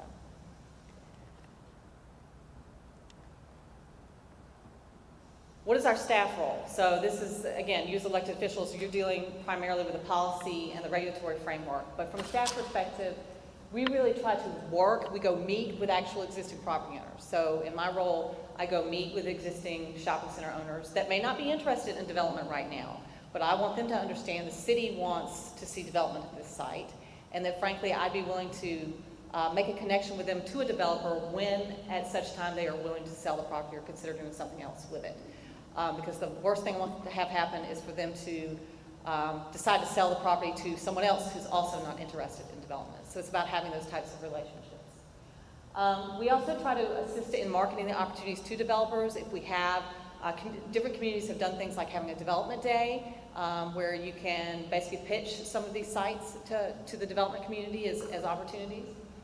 We advocate, again, internally, you don't see, or maybe you do, but your local economic development person is usually working very hard with your community development staff, or maybe perhaps even elected officials to explain to them what the benefit of this is, or even the community, talking to citizens themselves about how important it is to be supportive of perhaps a rezoning on a piece of property. And then identifying financial gaps in the market and aligning those with the toolbox. Again, when you have a relationship with existing developers, and sometimes it's a fabulous project and it just makes sense on its own. Sometimes they come to you and say, the market's not quite right, I gotta wait a year. Sometimes they come to you and they say, you know, maybe we need some help getting this traffic light installed out here to make this project work. So those are the types of things that we can help make the connection with. Luke, you want to talk a little bit about, Luke's going to talk a little bit about, we're going to talk about big incentives later, but I think you're going to talk a little bit about things specifically related to redevelopment. There's a few tools, and Nelson and Rob will get into the nitty-gritty of economic development, but these are some tools that are specifically for blight remediation and redevelopment. Sometimes you have to use a combination of these things. I'll start with blight tax. Blight tax is, at first, it seems like a really good idea. I've only had one city attorney let me use blight tax. The property was a visual nightmare. I mean, for at least 5 years. But it took somebody getting sexually assaulted on the property before we could implement this tax. So it's a very high standard of blight. It's similar to the definition that's in the condemnation section of the eminent domain law, where it almost has to be making other people sick, or it's got to be a danger before you can actually do something about it. If you can use the blight tax, it's a $7 million increase if you elect to use it. And I'll show you how you can tax that without using the blight tax in just a minute. Opportunity zones. I think Atworth's got an opportunity zone in downtown. If you can get it, great, but years ago, they were just handing these things out like it was candy.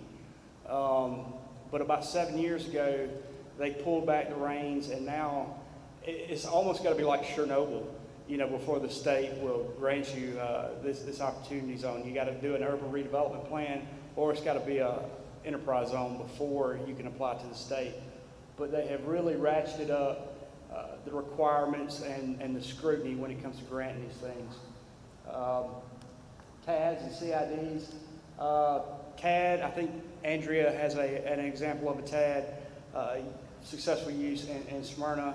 But essentially what you're doing, you're issuing real cash bonds, not the phantom or abatement bond variety. They're real cash bonds. You're paying that back with deposit in increment. You continue to get taxes for the base increment, what the property is currently valued at, but the new taxes associated with the new value is what you use to pay down your debt. CIDs, I used a CID in a financing structure for the GM site. We used all these really, but we created a CID because the city had never issued real cash bonds before, not GOs, not revenues. So they were much more comfortable creating a CID. It was the first CID to issue revenue bonds. The city created a special tax district that backed those bonds, and we had a TAD that only the city and the county participated. We used the increment from that TAD to help pay back the CID's bonds, and we did a 30-year tax abatement with a pilot system that went into the actual TAD, the actual CID bond debt service. Special tax districts. You know, you can use a special tax district in a creative way. One way is through the Urban Redevelopment Act. The Urban Redevelopment Act is every state has one of these. They were passed in the 1950s when Blight and inner city slums were a liability in our Cold War with the Soviet Union. So everybody's got one. At one time, it was really robust and had some teeth to it. It enabled you to use eminent domain to help redevelop areas. Like I said before, the standard for blight in the eminent domain and the blight tax, which is in the tax code, is very high. We passed a constitutional amendment, I think, in 2008 or 2006 on the heels of the Kelo versus New London, Connecticut court case. Georgia was one of the ones who had a reactionary reaction to that state Supreme Court. So it made using eminent domain for economic development and community development almost non-existent. So it really gutted that act. What we do with that act now is use it to plan. You can't apply for an opportunity zone unless you go through the urban redevelopment planning process. Some cities use it to create an urban redevelopment agency, which is a little bit different from a statutory development authority. They can do more public purpose type stuff. So a lot of communities use that to create them.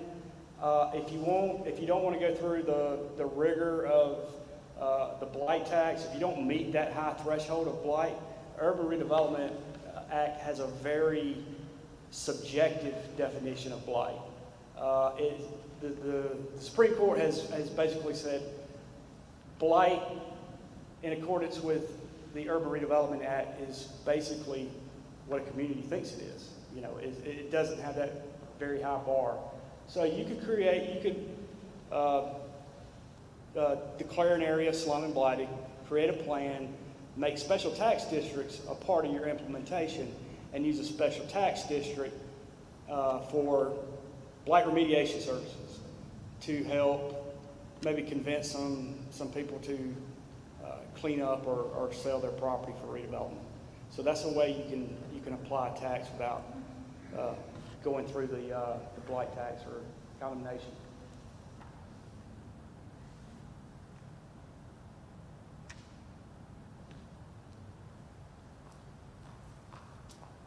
Okay, we've got a couple of examples here of some redevelopment close by and some later, and this gives some specific shows you some benefits. So I don't know how, it's funny, like, 10 years ago, I would have said everybody knows about Belmont Hills, but lots of new people living in Cobb County may not know about Belmont Hills. So Belmont Hills was a 50-year-old shopping center in Smyrna. When it was built, it was advertised as being the largest parking lot in the Southeast. So back to what Luke was talking about, usually a shopping center sitting in like 9 acres of parking. So this was a huge redevelopment opportunity. Unlike the examples I gave earlier where perhaps you want an existing owner to sell, in this case, this is the longtime owner, Halpern Enterprises, that decided this was past its useful life and they'd like to do something different with it. And so they began working with the city in the mid-2000s. At that time, it was a $4.2 million property value and falling every year. And the primary tool we used for this in Smyrna was the tax allocation district. So the city created a tax allocation district that ran to the north here at Belmont, but included all of downtown, as well as another site we wanted to see redeveloped on the south side of downtown at Jonquil Village. So it was quite a large tax allocation district that we worked with the county on. This is, again, an example I like to show of how complicated these projects can be. We started this project with Halpern in 2005, and the project was not completed until 2019. Some of that related to a recession bump that kind of happened in the middle, but a lot of it just that it's a large, complicated project that had a lot of public involvement and a lot of complicated financing. So really, we started discussing these things with Halpern in 2005. The original TAD was approved in 2007. It was updated in 2008. We began looking at site plans that had to be approved in 2009. Somewhere in the middle there, the school board decided they wanted a piece of the property for the school, which took a large chunk out of the TAD, which made it a little more complicated because schools don't pay taxes. Just significant changes the whole way. I left Smyrna for a while and went to Sandy Springs and have since returned to Smyrna. And I joke with my Halpern friends that when I first came in contact with them again, I felt a little PTSD being in the same room because of all the negotiations we had to do on this development agreement. But anyway, the official groundbreaking happened in 2014. And now we have a very successful project. Of those 50 acres that used to be a big shopping center in the middle of a parking lot, we have 154 single-family homes, 272 apartments, more shopping, more and better shopping, about 48,000 square feet of retail. Also, again, newest public school in Smyrna, Smyrna Elementary. The value at completion was for $32 million, and that is not including a quarter. I'll back up here. If you look at this map, Smyrna Elementary School is in that bottom quadrant. So we actually have less property. It's worth more money when the property closed. And that, again, did not include the new residential, the single-family residential or the new school. So a significant portion of that property is not included in that new value number. Before he gets to Kennesaw Crossing, again, it was a very complicated project. I would say from an elected officials' perspective, it was somewhat painful for them to go through as well because, you know, once you put a plan out, the public likes the plan. The plan's got to be tweaked. You got to take it back out to the public. So at that time, I would just say that the elected officials, we really just had to remind them, in the long run, this is really what we're trying to accomplish, and let's remind our community of that because it's a really difficult process to have to go through.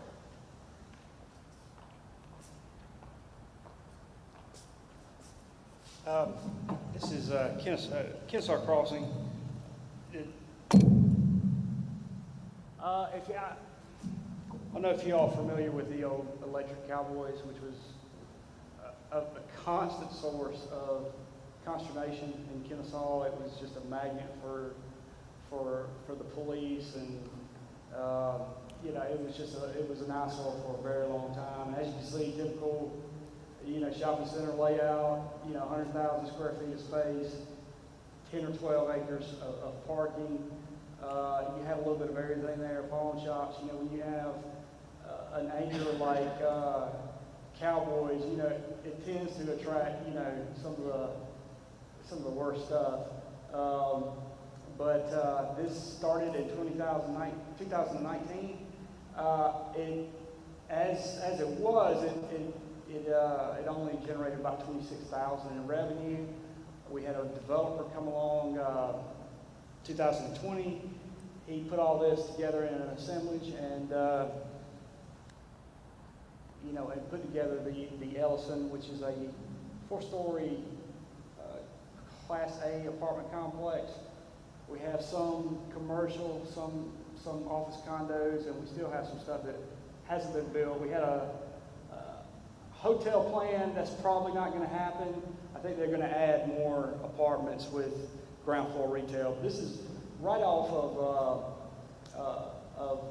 Old 41 in Kennesaw. It's you know, we didn't have to do much incentive-wise because there's no parking deck.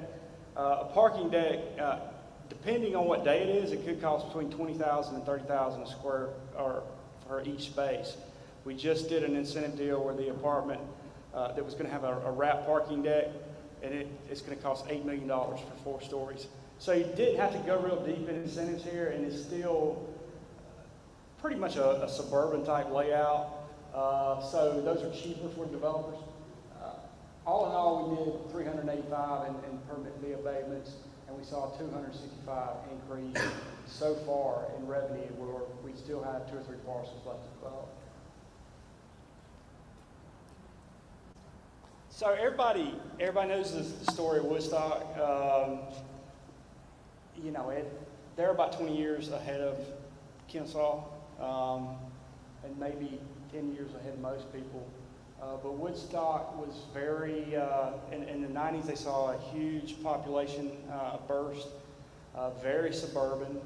I can remember, I'm from Northeast Georgia, but I can remember when I was a kid when Woodstock and now Ackworth is really, you know, it's come a long way in its growth and development. But I can remember when Kennesaw and this northwest corridor was really like East Kentucky. I mean, it was kind of rough. And then it went through the suburban transition, and now it's really developing more into more urban-esque type layout. But they were one of the first communities to do an LCI. In 2004, about 30 to 35 acres were consolidated on the east side of their parking tract, and this was the first development. The recession hit before they could finish it, and the city, going back to a city's role, the city really got super involved in keeping that assemblage together and worked with the various banks that were involved during the recession. And once we all came out of it in the early 2000s, 2010s, the city really took off. And that's what, just a little density, and that will, we've seen the result in Woodstock. And that's, in the last 10 years, you really can't get a bank to finance a project unless it comes with some kind of density. Because you need that density, that multifamily to help underwrite the commercial that we see on the ground floor level. Everybody thinks they have too many apartments. In DeKalb, they thought they had too many apartments. In Cobb, we think the same thing, but when your average apartment rental rate for a one bedroom is $1,600 or $1,700, you don't have enough apartments. A one bedroom in Revival, which is that complex in downtown Kennesaw, goes for $1,900 a month. So that's $500 more than my mortgage. So these are, people who are wealthy and have means, and maybe just choose to rent. But there's a severe shortage countywide.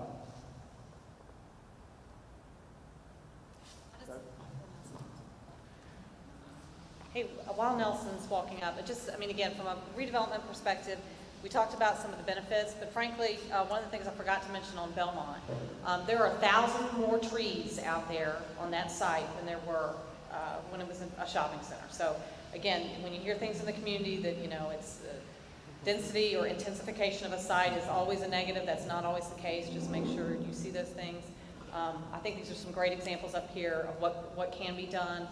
There's sometimes a painful process to go through, but ultimately, these are good things. Again, back to workforce as well. We talked when we were previous presenters were talking about workforce and how important that is.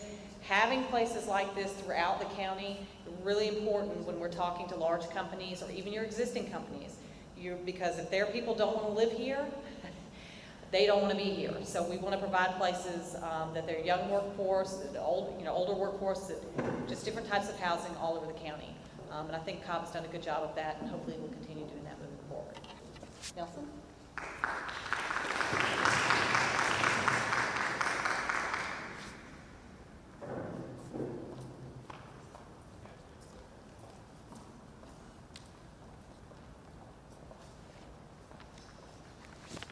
Well, good afternoon.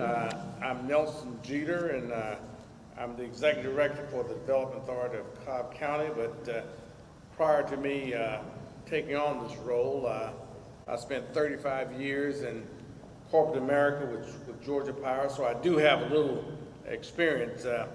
Before I begin my presentation, let me introduce a few of the folks that are giving me guidance and direction on a daily basis. My chairman of the Development Authority is here, Mr. Clark Hungerford. My vice chair, Ms. Donna Rowe. My secretary treasurer, Ms. Karen Hallisey, is also here. It's an honor and a pleasure to be a part of such a distinguishing organization. Your Development Authority of Cobb County has been in existence since 1973, and it was primarily created by the official code of Georgia 3665-1. Basically, all development authorities in the state, we have, as you well know, 159 counties. In Cobb County, we have about 13 different development authorities, some of which are very active, some are in the process of being reactive, but all development authorities were created for the purposes of creating commerce, thereby creating job opportunities for the citizens of the county. Primarily, there are two types of development authorities that exist in our state, constitutional authorities and also statutory authorities. We are a statutory authority, which means we were created by statute, and we were created through an enabling resolution by the Board of Commissioners for our county.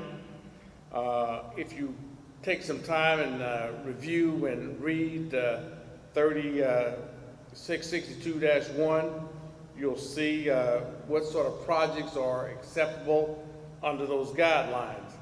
Just to give you a little perspective on the Development Authority of Cobb County in itself, we are an authority, as I indicated, that was created by an enabling resolution. We have a 7-member board, and each board member serve a term of 4 years. I've introduced 3 of my board members. We also have Mr. Smith Peck, who is the Vice Secretary and Treasurer. We have Mr. Courtney Knight. We have Mr. J.C. Bradbury, and we also have Ms. Jamela McFadden. Board members, as you well know, are not paid. It is strictly a voluntary position. Our board members, unlike other development authorities around the state, we do not, as board members or directors, accept any pre-dim for the services. It's strictly on a voluntary basis. Just to give you some idea of how our board members become board members, all of our board members are appointed by a commissioner but confirmed by the entire commission. We hold our meetings on the third Tuesday of each month, for the exception of this month, and I'll share with you as to why we're making an exception this month, primarily because we have a very significant project that I'm sure you've all read about. It's about a $1.6 billion investment that will be made by one of our corporate leaders, Lockheed Martin Marietta. If that project is finalized, it will bring anywhere from 500 to almost 3,000 employees to our community at a salary of about $110,000 per per employee. Of course, this is an unusual structure. As you well know, 95% of our bond transactions are done on a 10-year tax savings. And what that means primarily is that each year, for the first 10 years, there's an elevated percentage of ownership transfer, and that's how we're able to provide tax savings to our clients.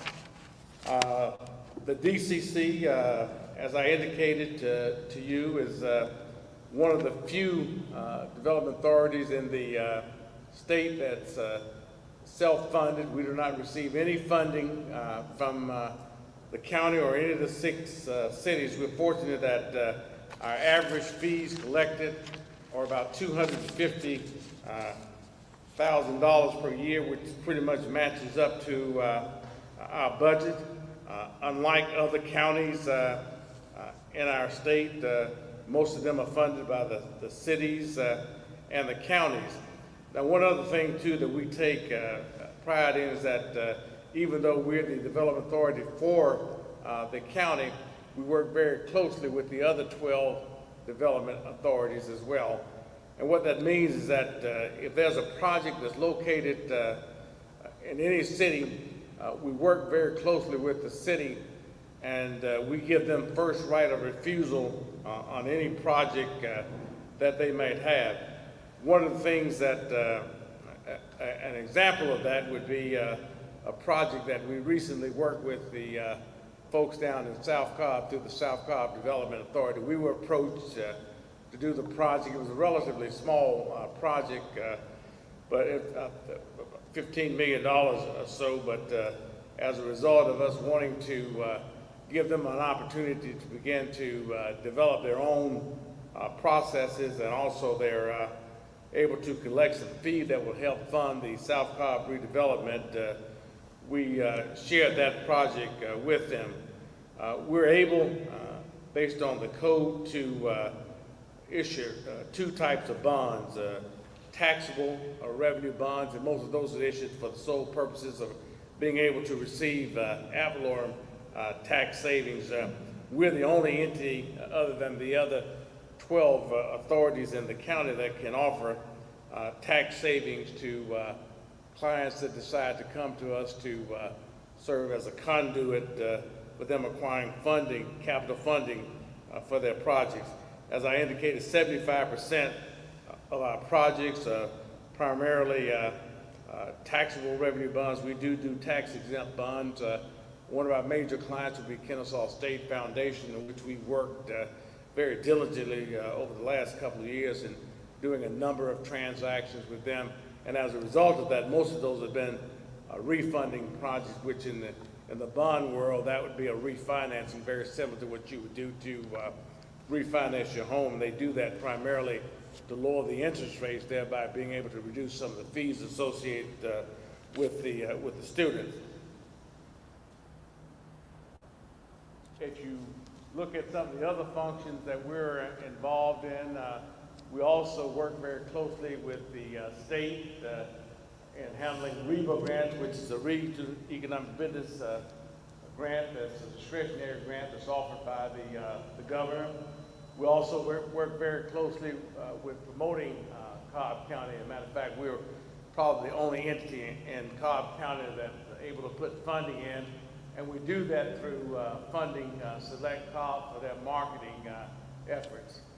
I want to spend a little time with you, sharing with you the process that we go through to process bonds. And I think it's very important that you get a pretty good knowledge of how we process a bond transaction. We just don't wake up one morning and we have an application before us and we move right into the process. In fact, there are three applications that are necessary in order to get a bond process started.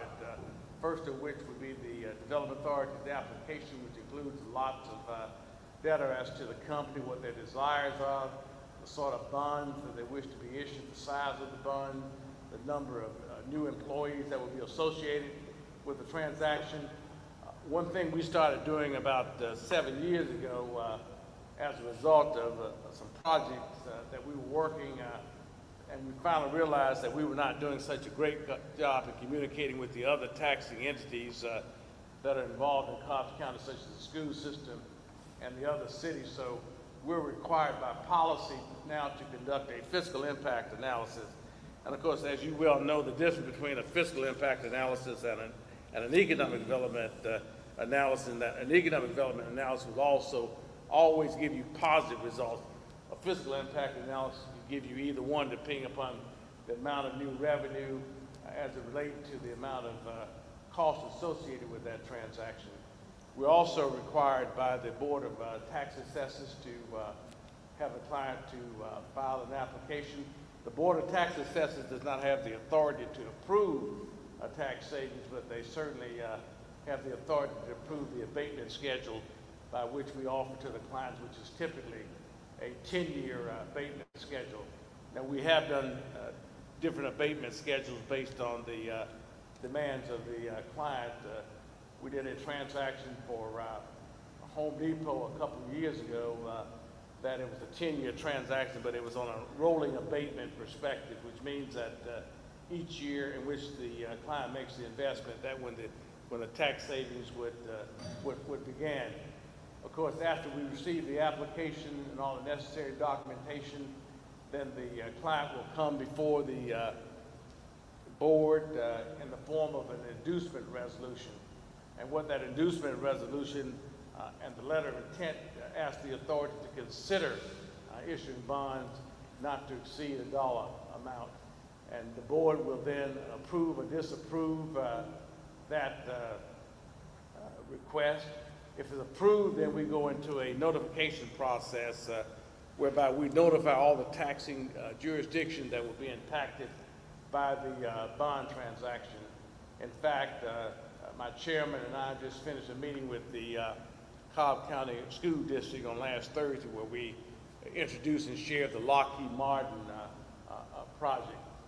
Between the time that we conduct the first meeting, which is the one as I indicated, we do the inducement resolution, then we also do a lot of analysis on the project, and we're getting the fiscal impact analysis done, which is done by a third-party entity, which is Georgia Tech. And typically, we get that back within about 2 or 3 weeks. We're also at that between the time working with the Board of Commissioners, particularly with the chairperson of the commission. The Board of Tax Assessors requires that all transactions that come before them, that we have an acknowledgement letter from the chairperson acknowledging that they are fully aware that the Development Authority is offering tax savings. Once we get that information back, then we go into our second meeting, which is typically 30 days after the first meeting. That's the time that which we consider the body, the board, considers the final bond resolution. And what that will include is all the necessary financials, the terms of which the bonds are being offered, whether they're going to be a public offering, a private placement, as someone referred to phantom bonds earlier. And that's a term that's often used in the bond market. In Cobb, we call that a bond for title transaction. But typically, what phantom bonds are basically what we call paper transaction, of which the client has the available cash in hand to fund the project instead of taking those projects to the market. Once all the documents are in place, then of course we bring it back to the board, present it to the board, in which we're having a board meeting tomorrow to consider the Lockheed Martin transaction and also the Air Lessons expansion project, which is about a $27 million project. Once the board considers those transactions, if they approve the transaction, then we're required by the Board of Tax Assessors to submit all the documentation over to them. There's a 30-day window. After the 30 days, we will appear before the Board of Tax Assessors. The Board of Tax Assessors will make a determination as to whether we provide the sufficient documentation that will allow them to grant a abatement schedule. In Cobb County, we typically use 10 years. If the Board of Tax Assessors approves the abatement schedule, then we go directly into bond validation. All bonds that are issued in the county, whether they be taxable or tax-exempt bonds, has to go before a superior court judge to determine whether we've crossed all of our T's and dotted all of our I's. And this is the only time in which a citizen of the county can file an intervention, which means they will object to the issuance of the bonds. If the judge determines that the bonds are valid and that all the requirements of issuing bonds are in place, then they will validate the bonds, and then the bonds can go directly into closing, which is very similar to a closing on a real estate transaction. Wanted to share with you all the activities that we've had over the last 16 years. Over the last 16 years, your development authority has closed on 76 bond transactions, totaling about $2.8 billion in new investment in the county, generated in conjunction with Edge or Select Cobb, about 17,000 new jobs for our community. If you look at some of the years that I want to highlight, 2015, we processed 5 transactions of about $430 million. One of the largest transactions of that year was when Home Depot did a reconfiguration of their Vinings campus, plus they put in a new technology center at New Market, which is right off of Franklin Road.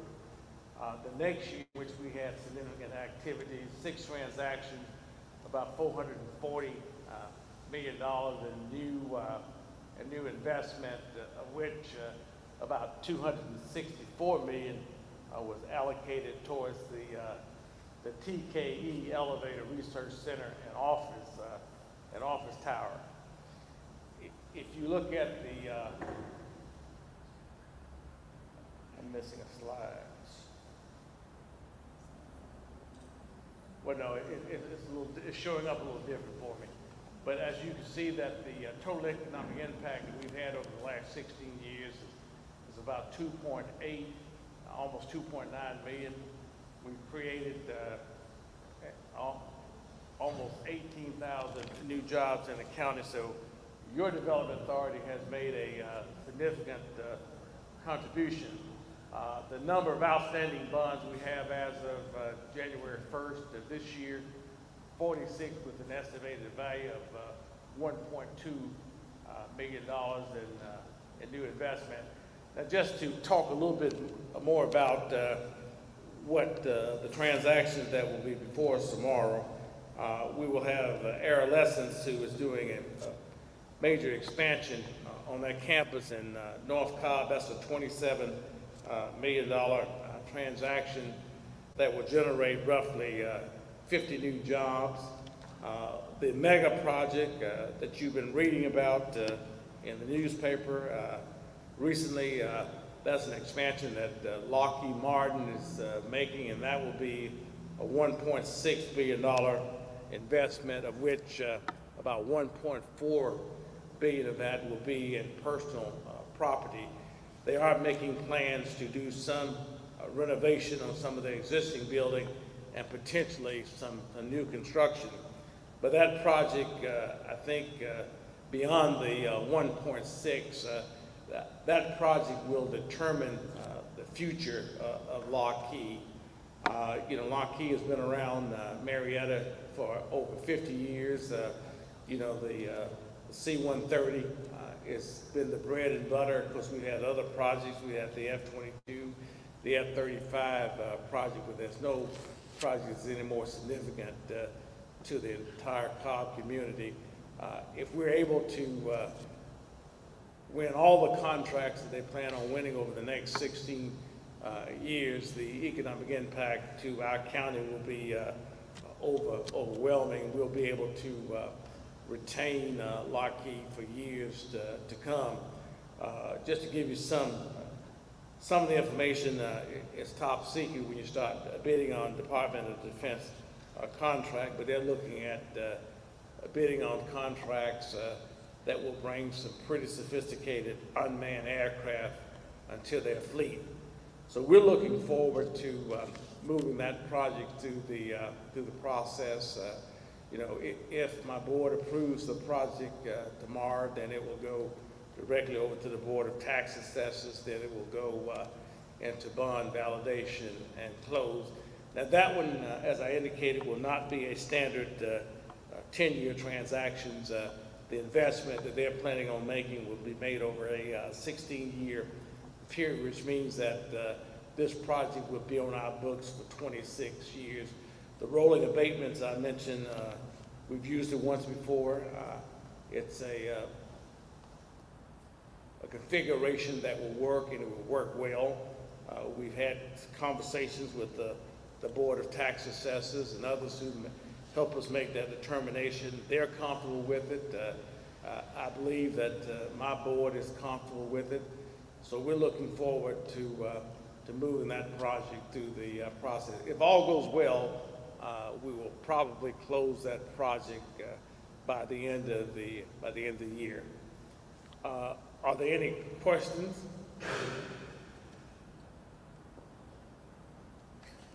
Thank you.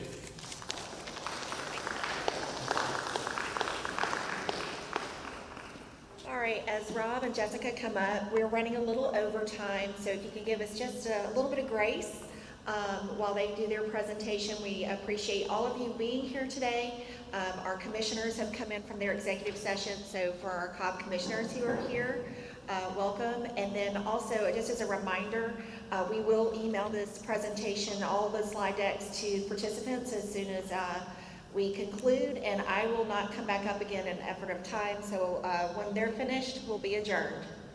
Y'all ready? Thank you.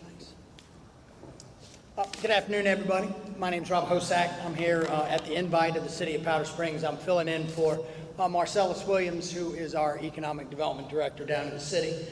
Thanks for the opportunity. Jessica and I are going to briefly kind of give you an overview of incentives, particularly objectives, why they're provided, an understanding of why companies pursue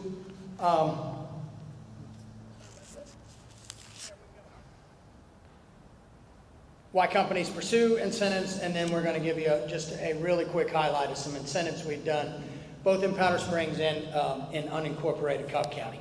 Okay, why are incentives provided? Why do local governments provide incentives?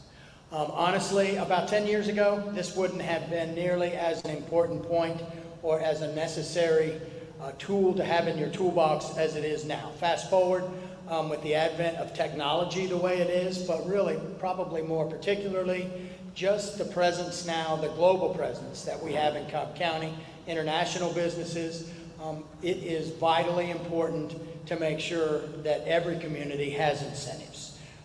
As far as why companies pursue these, there have been a number of the previous speakers that have alluded to this. I think Andrea mentioned something, Luke mentioned something as well, as far as redevelopment, but my experience, particularly in my new life post Cobb County government, is that deals are absolutely so marginalized right now with development companies and the cost that they have to incur and the risk that they have to assume, that sometimes, and to quote a good friend of mine from Ackworth, but for incentives, it may not be doable.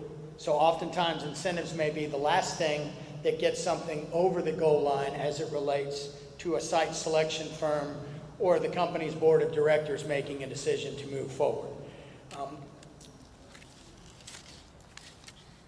On this next slide here, just wanted to briefly, I think everybody's probably familiar with the form that incentives take. Most of the time it's in the form of financial assistance or discretionary basis by federal, state, or local government organizations. I think Amanda made a very good reference, though, in her opening remarks about something that we've really seen become more popular over the last 5 years, and that is kind of like concierge services, whereby somebody is a contact at the local government level, and they assist project recipients of incentives to move through the process.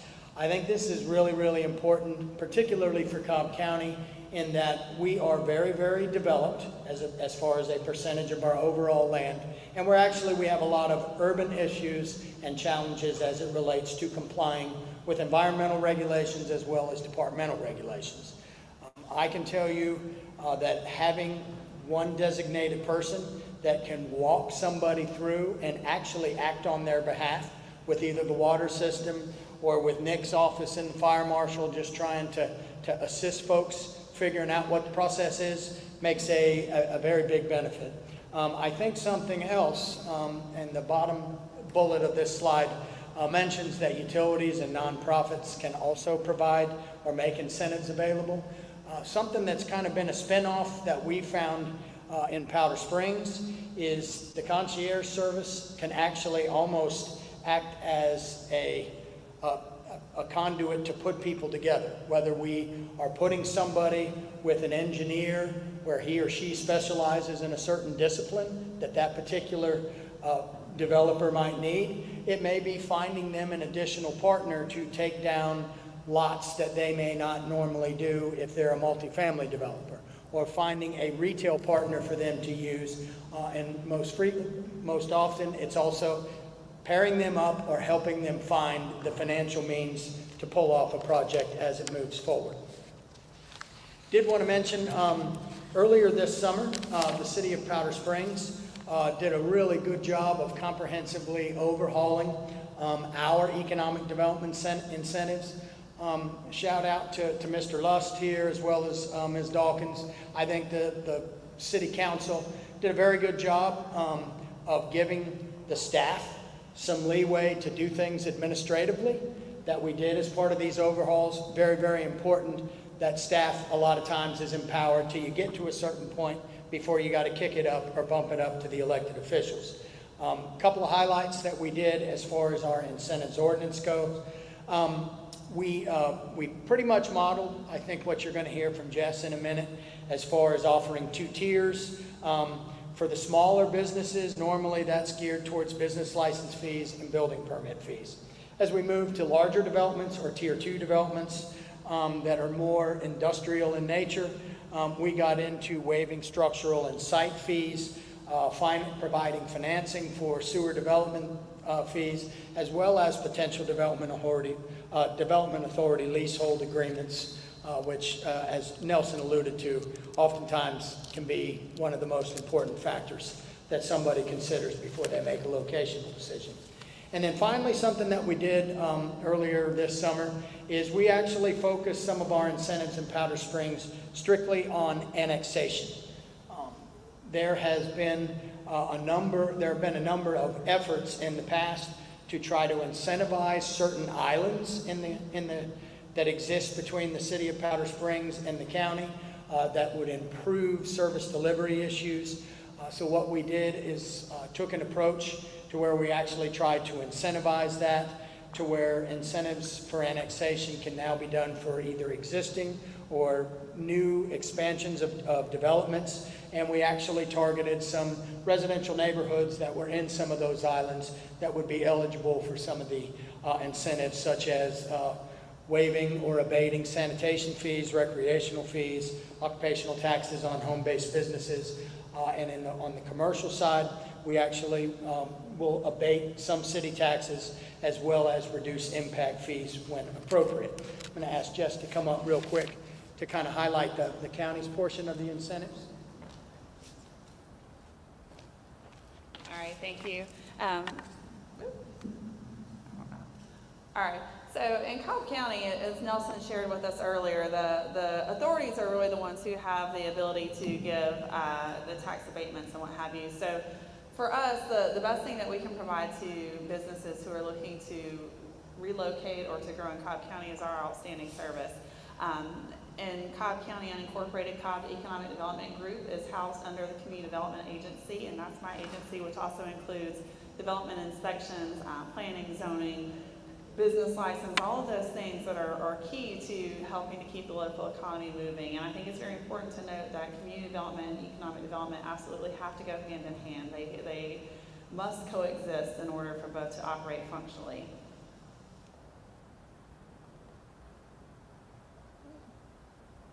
So a few things that we offer in Cobb, tailored more towards our small business, is first of all the Entrepreneurship and Innovation Grant. And this is a grant that is made available through funding with the Development Authority of Cobb County. We appreciate that. To help some of our smaller businesses who are working in some of the highly professional, really innovative technical areas.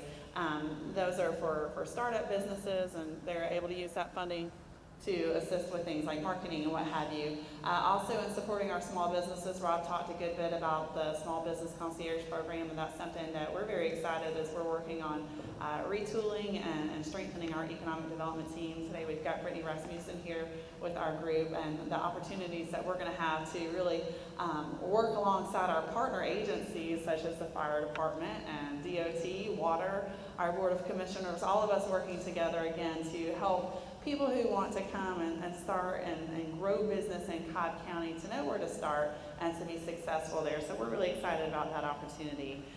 Some other opportunities that we have are business retention. That's focused on businesses that have been here for a minimum of 2 years and agree to stay for at least 3 years after the execution and the expiration of the agreement, as well as targeted industry.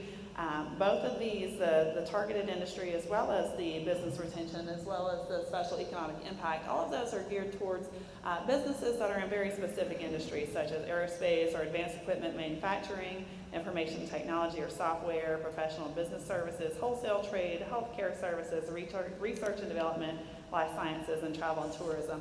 All of these are really geared towards attracting and retaining businesses that are going to bring significant investment, jobs, and also high-paying jobs to Cobb County for our residents.